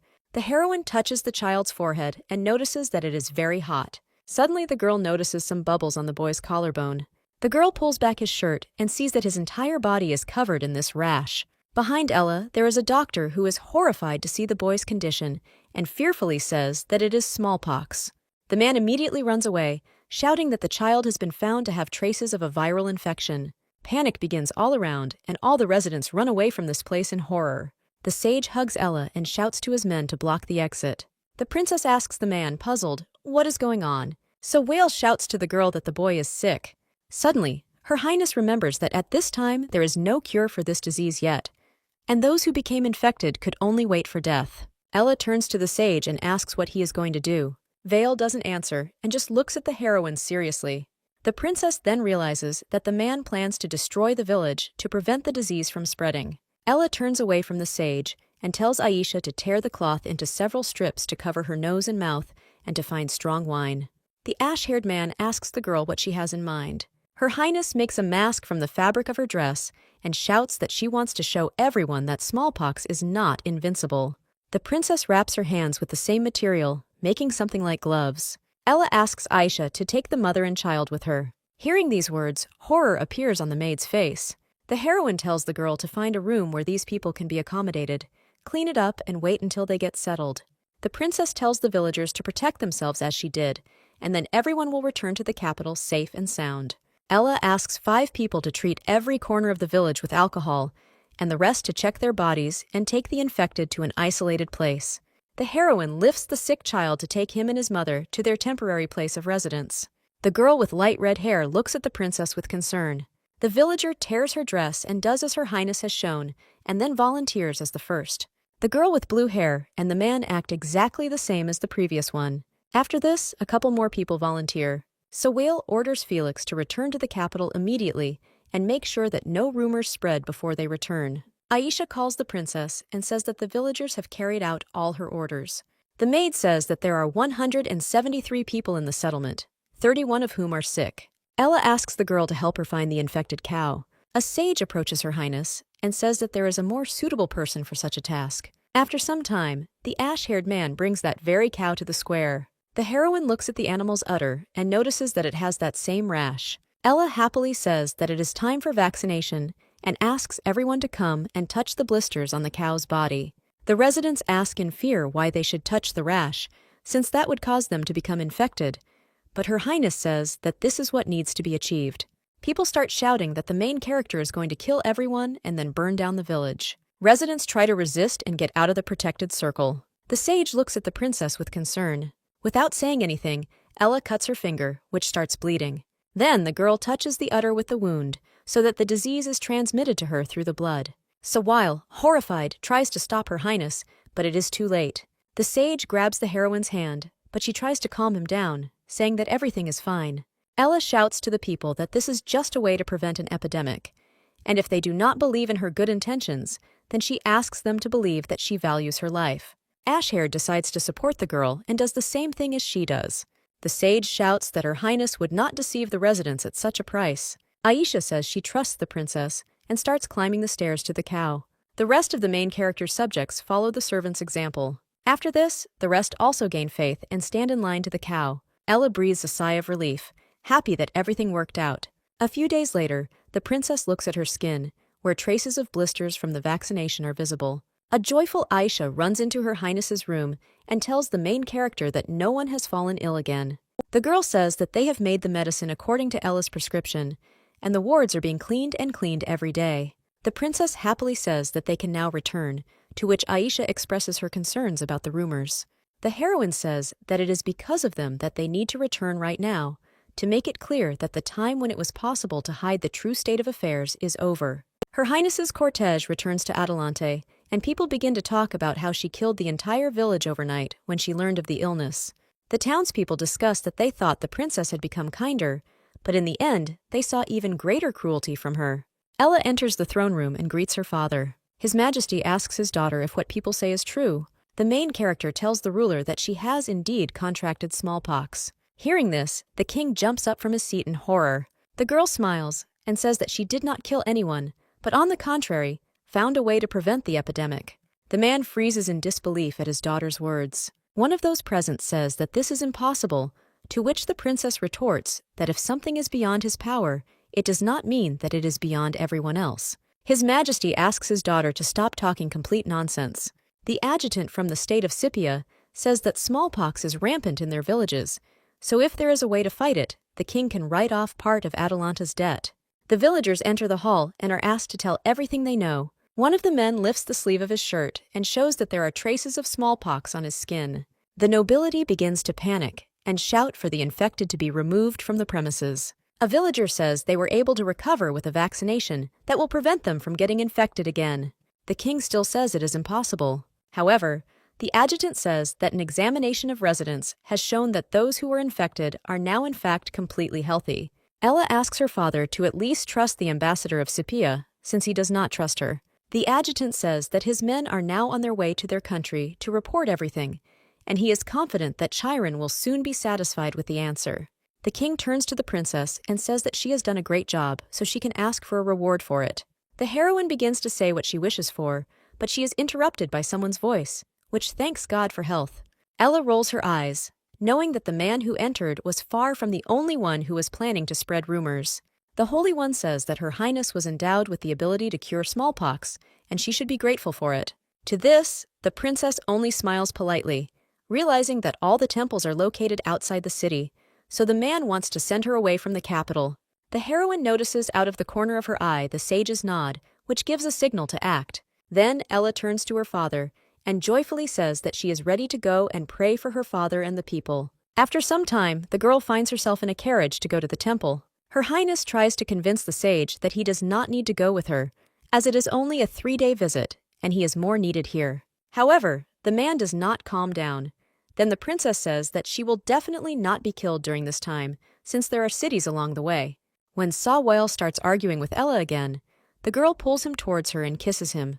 The carriage moves off, and the main character finally asks the sage to be meek and obey her. Vale smiles contentedly, gently touching his lips. Someone's loud cough runs through the throne room, leaving blood on the handkerchief. Chiron Adelante sits alone on his throne, staring into space.